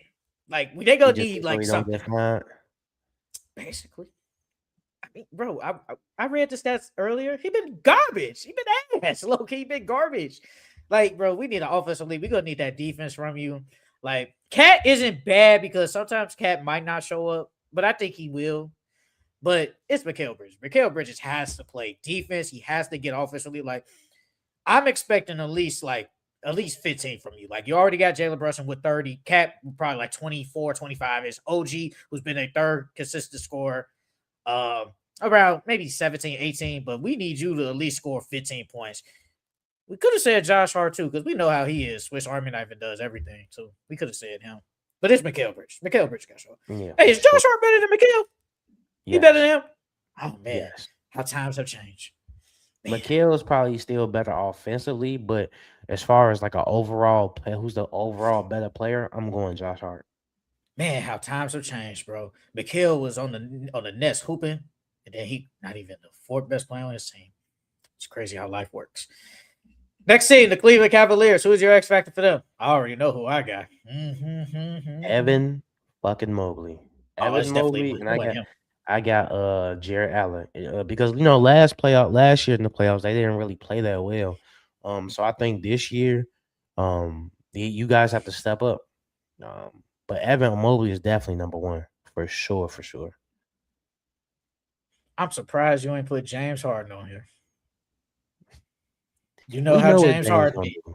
We know what James Harden gonna do though. I don't know. I mean, James Harden. So you know that he's gonna play good first 5 games, then last 2 he sucks. We know what James Harden is gonna do. We know James Harden's gonna show up when he needs to show up. James Harden, guy, it's James Harden, bro. I can't get stickers from you, bro. Like, I know you ain't the best player, but God, man, I need 20 plus from you. I know you good dime everybody. I know you good facilitate. I just can't have a stinker, bro. Like, if we have a stinker at some point, bro, we got to say something about you. Like, there's no way you could do this every year. Like, stinker. No way. James Harden, bro. James Harden got to show up this year, bro. I mean, you already think the Cavs are frauds anyway. So it's like, if they can't get it done this year, I don't know what to say about the Cavs. Like, you just will never win at this point. You'll just never win. It's James. Is it Donovan Mitchell's fault? Well, you talking about this year? Like this year, if they lose again, would it be Donovan Mitchell's fault? If he out there dropping 30, I can't say it's his fault. If Evan Mobley stinks it up and James Harden stinks it up in game 6 and 7, I can't really blame him. I can't. Next team, the Toronto Raptors. Who is your X factor for them? RJ and Emmanuel quickly. I got RJ. I think RJ, his 3-point sheet. RJ's been playing really well this season, and I'm not gonna lie to you, I did not see that. I thought that RJ was gonna have a down year because Brandon Ingram got there, but he's been playing really good. But with RJ, are you gonna hit down those? Are you gonna knock down those corner threes? And are you gonna be there defensively? We need you to show up defensively and knock down those corner threes. Be that 3-and-D guy that we need. And then quickly, same thing. Are you gonna be able to guard the opposing guards? And are you gonna be able to knock down some open threes and facilitate for the most part when you have the ball in your hand? So. Influential sports. I think the Cavs need to trade Allen and let Mobley play the 5 full time. I've been saying that for a minute. I'm kind of conflicted about that though, G, because he's so frail. Like, what you gonna do when you go up against Joel? You need Jared Allen for Joel. You need him for for Jokic. You need him for all those bigs. Those bigs that are bigger than Evan Mobley. Now, I'm not saying that Evan Mobley can't play small ball five. He definitely excels at that. But when you go against those bigger bigs, I don't think he's gonna be able to hold his own. I think you do need Jared Allen next to him. I definitely think you need that. I got RJ Barrett. I think RJ Barrett actually won't play that bad. I think we could get like at least a couple of 20 games from him, maybe 15. But I think he got to be that third consistent scorer on that team, bro. And like you said, bring that defense. So they beating the Knicks right now. They going against the Knicks. They beating the Knicks. I ain't gonna know. They not beating the Knicks. They could. I think it'd be a close series though. I definitely think it's gonna be a close series. Because that's Emmanuel Quickly's old team, and that's RJ old team. So I they think showing they'll up in the play Garden? great in the Garden. Yeah, I think they'll show up in the Garden. I think they'll show up. I think that series can go 7. I ain't gonna lie. I think it can go 7. Ooh, that would wouldn't be a bad series. That series definitely gonna be on NBA TV. But 7. You know, I'm fake kind of with you. Because they match up well with them. They match up well with them. I think it will go 6, but I'm kind of fake with you that it can low-key go 7. And in the Garden 2, Game 7, RJ Barrett, Brandon Ingram, Scotty Barnes. Because if you think about looking at the matchups, Cat on Polo, Cat's better than Polo, but Cat on Polo, and then you could put Scotty on OG or Mikhail or whoever. Then you got Brandon Ingram and Mikhail. Then you got Quickly and Jalen, and then you got RJ and Josh Hart. They're gonna try to hunt Brunson. That's exactly what they're gonna do. They're gonna hunt him. Yeah. They're gonna hunt him. Yeah. Now I'm with you, F. Winchell. I'm saying I think he'll go 6 Knicks, but I'm kind of fake with Charles with 7. I wouldn't be shocked if it was 7 though. But I would still pick Knicks. I just think if it went, they got the closer in Jalen Brunson. Like they got a closer. But Brandon Ingram low-key a closer too. Don't get me wrong. He is. He closer. But Jalen Brunson, a hooper, and his Cat. I think this is a series where Cat dominates the board. He has to. I got RJ. RJ Barrett is like the X factor, bro. He gotta come to play, bro. I think if because I think Brandon Ingram gonna play. I think Scotty Barnes gonna be decent. But RJ Barrett, bro, like you just gotta be consistent. If he can be consistent playoffs, I'm with Charles, but it could go 7, Loki. Next team, the Atlanta Hawks. What's the X factor for them? I got Kuminga and Zachariah Ricochet. Oh, Zachary. I have no faith in him. He's been kind of ass. I think, with Kuminga, Kuminga has to be aggressive. And then with Zachariah, he has to knock down that 3-point shot because he's low key. Besides CJ McCollum, he's low key their best 3-point shooter. So Kuminga, and what's surprising, Kuminga fits well with them, I think, but his offensive production and his numbers don't look that good.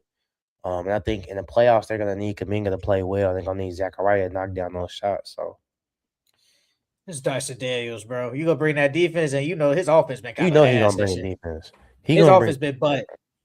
Yeah, he gonna bring some type of shooting. He been like his offense has been so it's been low-key bad. It would be a best defensive series for sure. I think he's talking about the Knicks and the Raptors. Yeah, the Knicks. Yeah, he's talking about the Knicks and Raptors. Hey, Scotty Barnes, he in that defensive of the year conversation. We know Wemby gonna win, but hey. No, I got Dyson Daniels, bro. I think he got to show up. Like you got Jalen Johnson, Kuminga, like you said, CJ McCollum, the kill Alexander Walker, monster. Hey, he been dog this year. Is he in the conversation for most improved? Hell yes. Hell yeah. That's the most improved. Revisit that. We're gonna have to revisit that. I don't even know who I had at the time when we did. I don't remember either. I gotta go look. Yeah, I gotta go back and look. I don't know. I actually don't know who I had. It might have been Jalen Johnson at the time. It was it was Denny. It was Denny. Denny. Yeah, it was Denny. Denny got a good case too, though. Oh, Denny got a great case. I think Nikhil won't win it. He should at least be a top 5. Mm-hmm. He's been amazing. Yeah. He's been a dog, bro. He's been a dog. I saw somebody. I think it Did you was see this? I didn't see this. hell no. I didn't see 20? it. 20? I didn't see 20. Nah. 20? Nah, bro. I don't think no one saw 20. Now, if you would have told me he could at least give me probably 12, 13, okay, I understand. I was gonna 20 say like points? 15, 16. I could see. I saw 15, 16. I ain't see 20 though. Oh, here it is. Joel Moran. He said it's between Mikhail. No, he said who's the best player here? He put Nikhil Alexander Walker, Mikhail, RJ, and Norman Powell. But then he quoted and said it's between. He said it's between Mikhail and Nikhil Alexander Walker. He said Nikhil Alexander Walker is playing better and his contract is also better. Mikhail is getting 4 years, 150, and Nikhil is getting 4 years, 60. So you get a cheaper player and who's clearly playing better than Mikhail. It was Norman Powell, Nikhil, RJ, Nikhil, Norman Powell, RJ, and Nikhil, Mikhail, RJ, and Norman Powell. Yeah, and Nikhil is playing the best out of all of them, for sure. Norman Powell got a case. I'll say in my order it'll be Nikhil, Norman, RJ, Mikhail. Mikhail was kind of supposed to be the best out of these three. Yeah, Ryan Rollins been hooping this year too. Influential, he been hooping. Denny, Nikhil, Ryan Rollins, top 3 for most improved. No, Ryan Rollins been hooping. 76ers, what's your X factor for them? I said health. I just put health. I just put health. I just put health. I didn't even put a name. I just put health. I put VJ too. I think VJ has to show up. I think VJ has to show up. He's been playing really well late.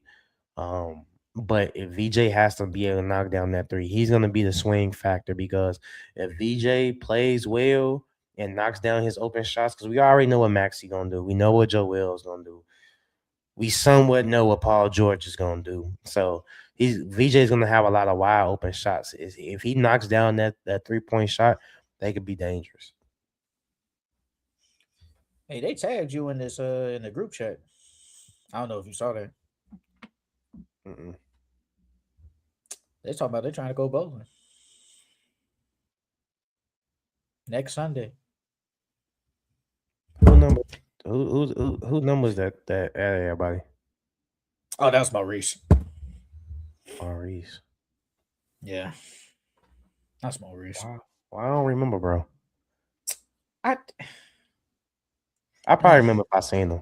Yeah, if you saw him, you probably know. You got his Instagram? No, I got him on TikTok though. Send me his TikTok. All right, I'll do that. I even put a player. I put health. Can you motherfuckers say healthy? Yeah. Like, for real though. Luckily, Paul George and Embiid came back. Embiid is. You heard what Embiid said? I have no clue what he said. What did he say? I really. Bro, he said the knee issue is past him. It's not even his knee no more. He said the oblique thing, that one's kind of iffy. It's one of those things where we pray that it doesn't get worse or whatever like that, but I just got to play through it. You got no choice, brother. Bro, Embiid comes back from like 13 games and then just drops 35 with ease. Drop 30. It's like 30. Bro, he's a dog. Hey, if he was still healthy, would he be top 3 in the league? Would he be in the MVP conversations? You think? Well, if he's healthy, so what do we expect the Sixers? It depends. What are we expecting? Top 3? Oh, yeah.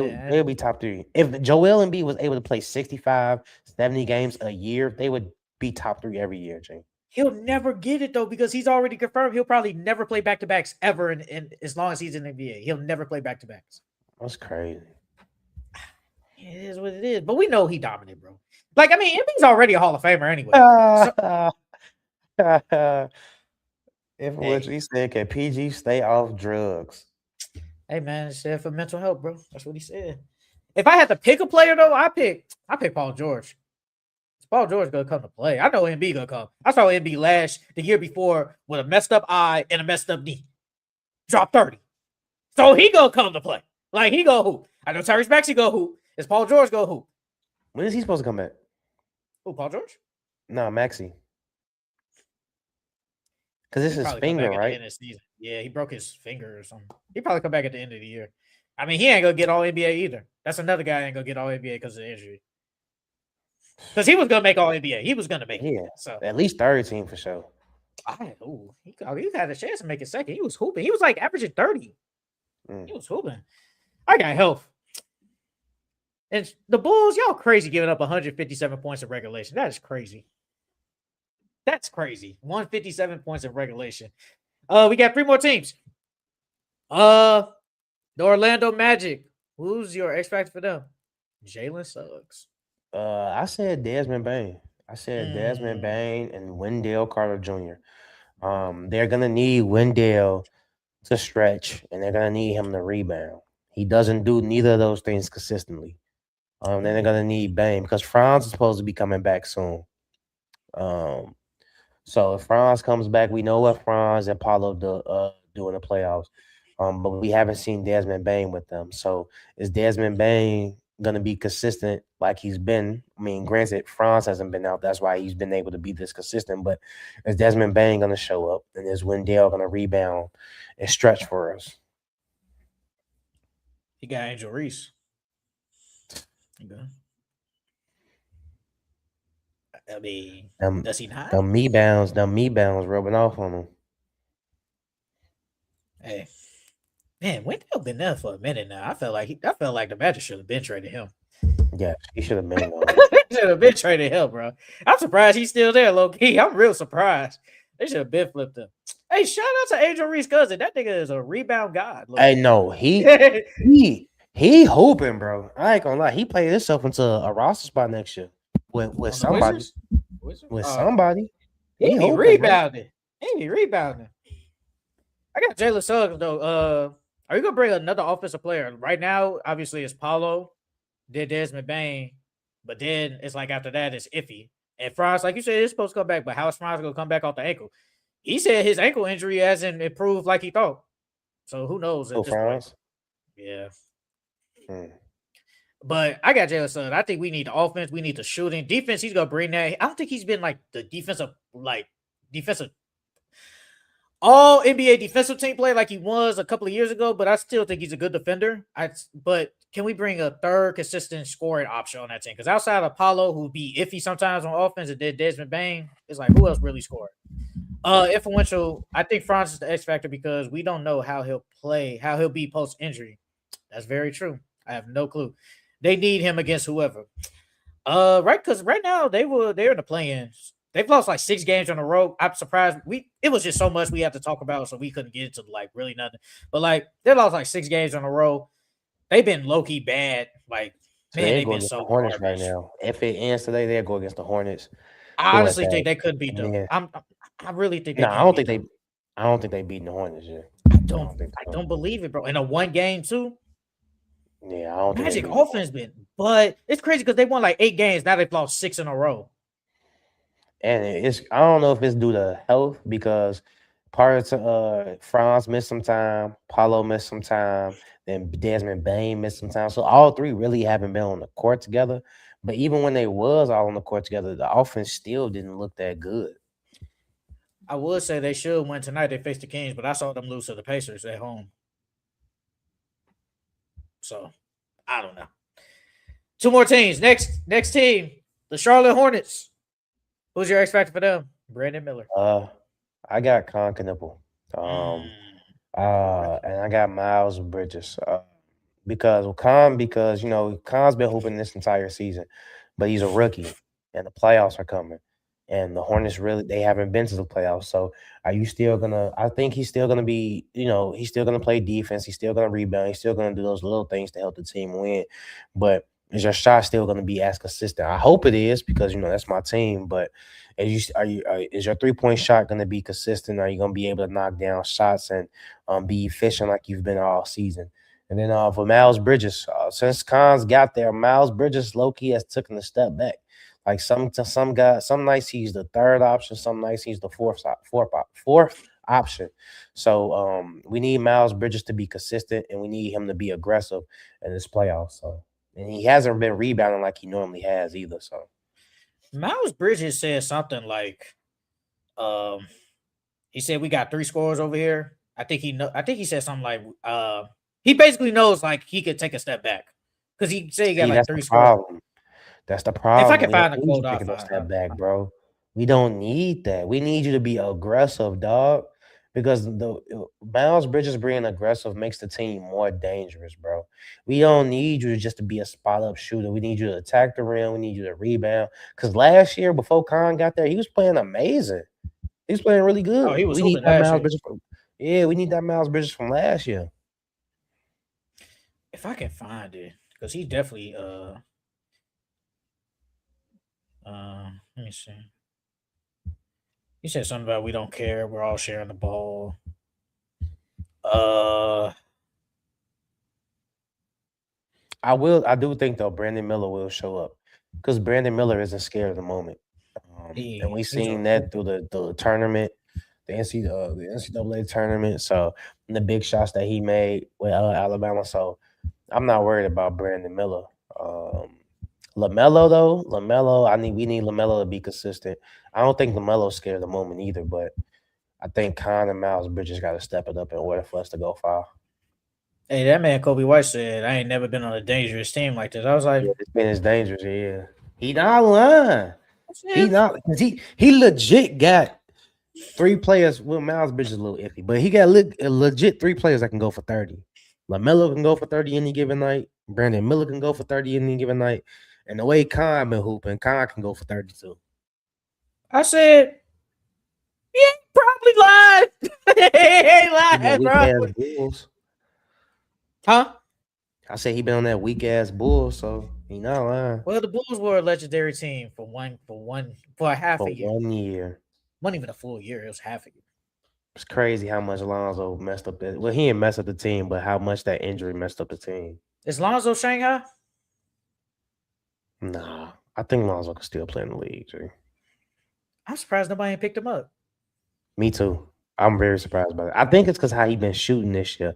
He ain't been really shot the ball garbage that way. shooter. Oh, he been Yeah, ass. but his defense is still there. Oh, his Defensively, defense. and his passing is still there. It's just he wasn't knocking down the threes at a 40% rate like he was.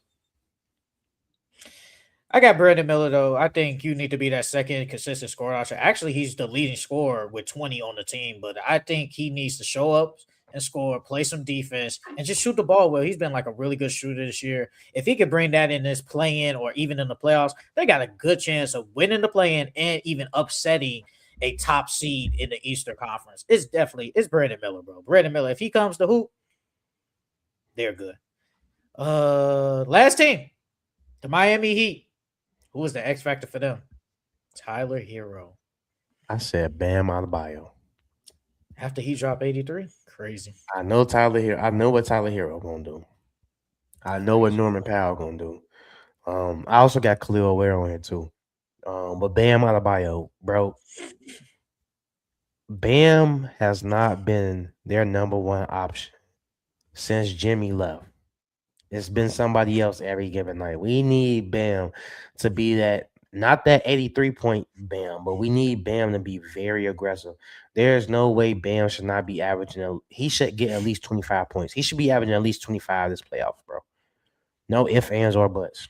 He should be averaging more than his girl. Averaging more than his girl. Come on now. We need you to hoop, man. We need you to score. That's what they need you for, dog. And then Khalil Ware, because we need Khalil Ware to I wouldn't say it's a motor problem, but I see what that little Eric Spoelstra was talking about when he said some games he isn't there. I forgot it was one of their last games. Not the last game. I think the game before. Who did they play the game before? I don't know, but I know against you, he only played like 5 minutes and didn't give me shit. Crazy, right? I think it was not. Was it against the Spurs or the Rockets? I want to say it was the Spurs. Couldn't believe that. Yeah, when he played against the Spurs, he played 22 minutes, but he shot 3 for 10, 1 from 6 for 3, had 7 rebounds. But like when he was out, he got most of those in garbage time. But when he was playing, he looked lackadaisical. He didn't look engaged. So I need a motivated Khalil Ware. I need a Khalil Ware that's gonna go out there and get me that double that we know he can get every single night. We're gonna need that Khalil Ware that's gonna go out there and block shots and make people intimidated to come to the hole. So I got Bam and Khalil. I don't get how he could play 20 plus then against the Rockets. He only plays 5. I'm confused. Yeah. I don't get it. And I was like, is he in foul trouble? I'm like, bro, it's not even foul No, trouble. he wasn't. Yeah, He he only wasn't. played 5 minutes. 5 minutes. I told Couldn't you believe it. I see what Eric Spoelstra was saying, bro. Some games he be real into it. He be locked in, and other games he just don't. I know, man. He should be a dog, bro.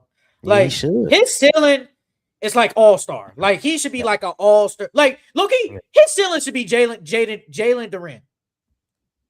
That's who I can see him as. And honestly, he probably should be better than Jalen Durant in probably at least the next 2-3 years. He should, because he's better offensively. Yeah, that's what I'm saying. Like, but he's just not better than Jalen Durant right now. But he could be. 5 minutes is crazy. I got Tyler Hero though, but I ain't Khalil Ware is not the. That's not a bad pick. I think Tyler Hero got to step it up. You already got Norman Powell score. Bam, I ain't even thought of Bam because he practicing with Asia, bro. He gonna score. He gonna score. Hey, somebody said, can you imagine they baby when they have one? They said that baby gonna be the next LeBron. Low key though, that might not be. That might be true. Nah, I don't think that's cap, G. Because look at Bam. Look how big he is. He got broad shoulders. He athletic as hell. And then you got Asia, arguably the best women's basketball player ever. Because Bam is what, 6'10"? 6'9". 6'9". Asia what? Like Ooh. 6. 6'6". How tall is Asia? She's 6'4". She's 6'4".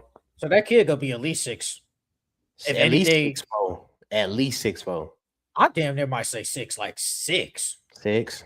6'7". Yeah. That baby gonna be big as hell, bro. But we ain't gonna get Asia hoops though. So she gonna be good for a year. She'll be all right for 9 months. She'll be all right. She ain't gonna miss nothing. Well, by that time, we gotta have Caitlin still. We gotta have Juju. Yeah. We got Paige. I love Paige. I think Paige is my favorite. Like like she's a hooper, bro. Like she's. Wait, when do the WNBA season start again? Ooh, because with the news stuff, I think it starts the regular time. Hold on, let me see. And when do it end? Let me see. When is it? It starts May 8th. And I think it ends in like, is it September? I think it ends in like September or something. Because when did the season end this past year? Ooh, they don't even show it. Wait, hold on. So regular season ends September 24th. So I'm guessing October. Because of playoffs. Yeah, the playoffs start in September. So yeah, October. So from November, December, January, February, March, April, May, June, July. Man, get her pregnant right after the playoffs, man. Get her pregnant right after the playoffs. Wait, their playoffs? Then, this play? After their playoffs. The NBA playoffs. Yeah, get her pregnant right after that. You know what I'm saying? And then she only gonna miss like 2-3 months of the season. But she's not gonna play the rest of the season though. She's not gonna play. Why not? If she missed 9, because it's only 9 months, G. And then she only gonna miss like the first 3 months. So what? First 3 months, G. If their season ends in playoffs, like if they win, go all the way. October, so you got November, December, January, March, April, May, June, July. You think she's gonna come back and hoop for the next what? You think she's gonna come back and hoop for the last like 2-3 months? She might, man. She might as well. Now, knowing her, she gonna take the whole year off, dog. That's what I'm saying. She gonna take the whole year. She might as well. Shit. I got Tyler Hero though. Tyler Hero, he gotta bring the score, the playmaking, the shooting. Obviously, he just gotta be a consistent scorer. Like he's arguably like their best scorer on the team. I know you said Bam, but him and Norman Powell gotta step it up. I think it's Tyler Hero. Hey, I saw something that said Caitlin Clark, like all their games are in like all like NBA arenas. That's crazy. Yeah, because they know they're gonna sell out. Of course. Well, not sell out, but they're gonna sell out the arenas that they. Hey, did you see LaShawn McCoy? He said Caitlin Clark is the most influential like women's player like ever. No. And I'm not talking about like I'm not just basketball, ever. No. And I said, no, that's not the most influential women's player ever. Yes. No, you got Serena Williams, you got Lisa Leslie, you got You got Candace Parker. You got Juju. Like you can even say Juju's probably be more. Nah, not probably more than her, but you got Asia. You got it's a lot of women out there, bro. No, This is he's tripping. sports. He's tripping, dog. What he's You got Flojo, the track runner. Who else? okay, this is what he said. She's the most influential women's athlete of all time. Who was No, watching women's basketball, and then we get this girl who's like Steph Curry. Everybody's watching. I'm like, brother, no, no, dog. No, no. dog. No. Now I can It's argue. Now I can way say more. like yes, like I think a lot of people did start watching WNBA more because of her. But is she more influential than Serena Williams? Hell No, no. no. Hell no. It's way more women, more influential than Caitlin Clark, dog. No, she's And you up can there, but there's more women more is she influential more than her. influential than Ronda Rousey? I don't think so. It's debatable. I wouldn't say yeah, but I wouldn't say no either. It's debatable. Ronda Rousey had women out here. She started like the not that started, but like one of the first women, like good women in UFC. Like, nah, Caitlin Clark. I think Caitlin Clark is up there.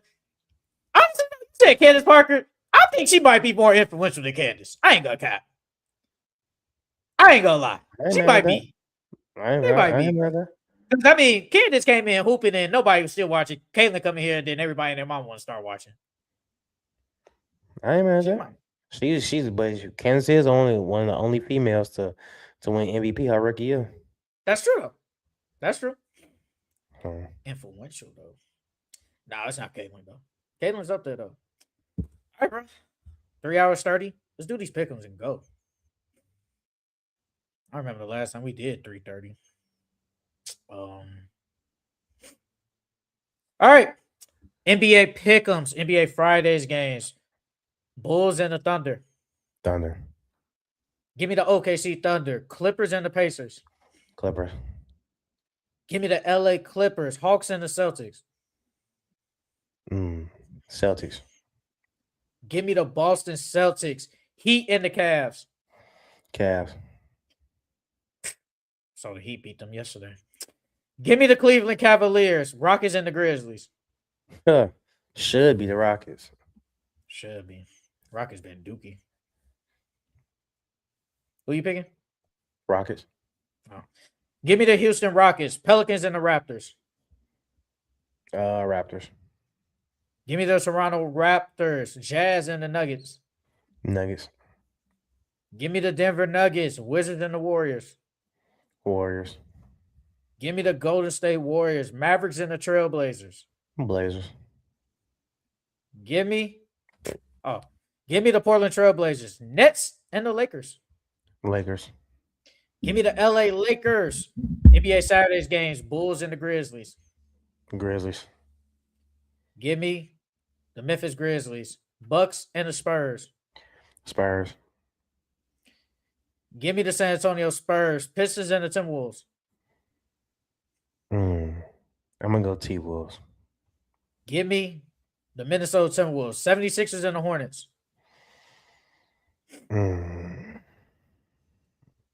I wonder if Joel gonna play. I'm gonna go Hornets though. I think Joel's playing. Give me the Philadelphia 76ers. Kings and the Hawks. Give me the Hawks, Give me the Atlanta Hawks. Jazz and the Suns. Suns, Give me the Phoenix Suns. They need a W. Clippers and the Bucks. Clippers, Give me the LA Clippers. Heat and the Pacers. Heat. Give me the Miami Heat. Kings and the Nets. Doodoo Bowl. Give me the Kings, man. I saw the Kings get beat by 40 the other day. Whew. Give me the Brooklyn Nets. Celtics and the Hornets. Celtics, Give me the Boston Celtics. Magic and the Raptors. the Raptors, Give me the Toronto Raptors. Wizards and the Blazers. Blazers, Give me the Portland Trailblazers. Rockets and the Pelicans. Rockets, Give me the Houston Rockets. Knicks and the Thunder. Give me a Thunder. Give me the OKC Thunder, Warriors, and the Nuggets. Nuggets. Give me the Denver Nuggets. NBA Mondays games, Bulls and the Spurs. Spurs.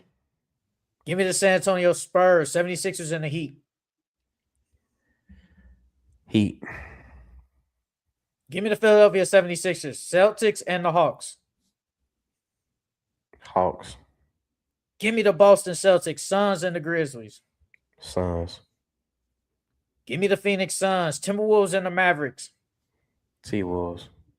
Give me the Minnesota Timberwolves, Cavs, and the Jazz. Cavs. Give me the Cleveland Cavaliers, Pistons, and the Thunder. Give me the Thunder. Thought you was going to pull a pick Pistons, low-key. Give me the OKC Thunder, Wizards, and the Lakers. Lakers. Give me the LA Lakers, NBA Tuesdays game, Suns, and the Magic. Give me the Magic. Give me the Orlando Magic, Hornets, and the Nets. Hornets. Give me the Charlotte Hornets, Raptors, and the Pistons. Pistons. Give me the Toronto Raptors, Knicks, and the Rockets. Knicks. Give me the Houston Rockets, Mavericks, and the Bucks. Mavs. Give me the Dallas Mavericks, Cavs, and the Lakers. Lakers. Give me the LA Lakers, Blazers, and the Clippers. Blazers. Give me the LA Clippers, NBA Wednesdays games, Bulls, and the Pacers. Don't do it. Pacers. This man's crazy. I'm not picking the Bulls. This is crazy. I don't think you've ever picked the Bulls all year. I'm not even gonna lie. I don't think I have either. I don't think you picked the Bulls all year. This is crazy. Give me the Chicago Bulls, 76ers, and the Wizards. Sixers. Give me the Philadelphia 76ers, Hawks, and the Magic. Hawks. Give me the Atlanta Hawks, Celtics, and the Heat. Celtics. Give me the Boston Celtics, Knicks, and the Grizzlies. Knicks. Give me the New York Knicks, Kings, and the Raptors. Raptors. Give me the Toronto Raptors, Bucks, and the Rockets. Rockets. Give me the Houston Rockets, Nuggets, and the Jazz. Nuggets. Give me the Denver Nuggets, Spurs, and the Warriors. Spurs. Give me the San Antonio Spurs. And finally, NBA Thursdays games, Suns, and the Hornets. Hornets. Give me the Charlotte Hornets, Timberwolves, and the Pistons. T-Wolves. Give me the Minnesota Timberwolves, Lakers, and the Thunder. Thunder. Give me the LA Lakers, Cavs, and the Warriors. Cavs. Give me the Cleveland Cavaliers, Pelicans, and the Blazers. Blazers. Give me the Portland Trail Blazers, and finally, Spurs and the Clippers. Spurs. Give me the San Antonio Spurs. And that's it for the Full Court Entertainment Podcast. Make sure you guys like, comment, subscribe to Full Court Entertainment Podcast on Instagram, TikTok, Twitter, and Facebook. Make sure you guys put the post notifications on so you know when we go live and when a video is uploaded. And if you want to hear me and Charles yap on the audio version, we are also on Apple Mute or Apple Podcasts and Spotify. Like I said, make sure you guys like, comment, subscribe to all our videos. Hype up all these videos. Like this video now so we can get out there. Thank you to everybody that commented. I'll read this last comment. I got into the WNBA because of Skylar Diggins-Smith. Skylar Diggins in her prime. Man, she was decent as hell. I ain't gonna cap. But we will see you guys next time. This was a good, long show. See you guys later.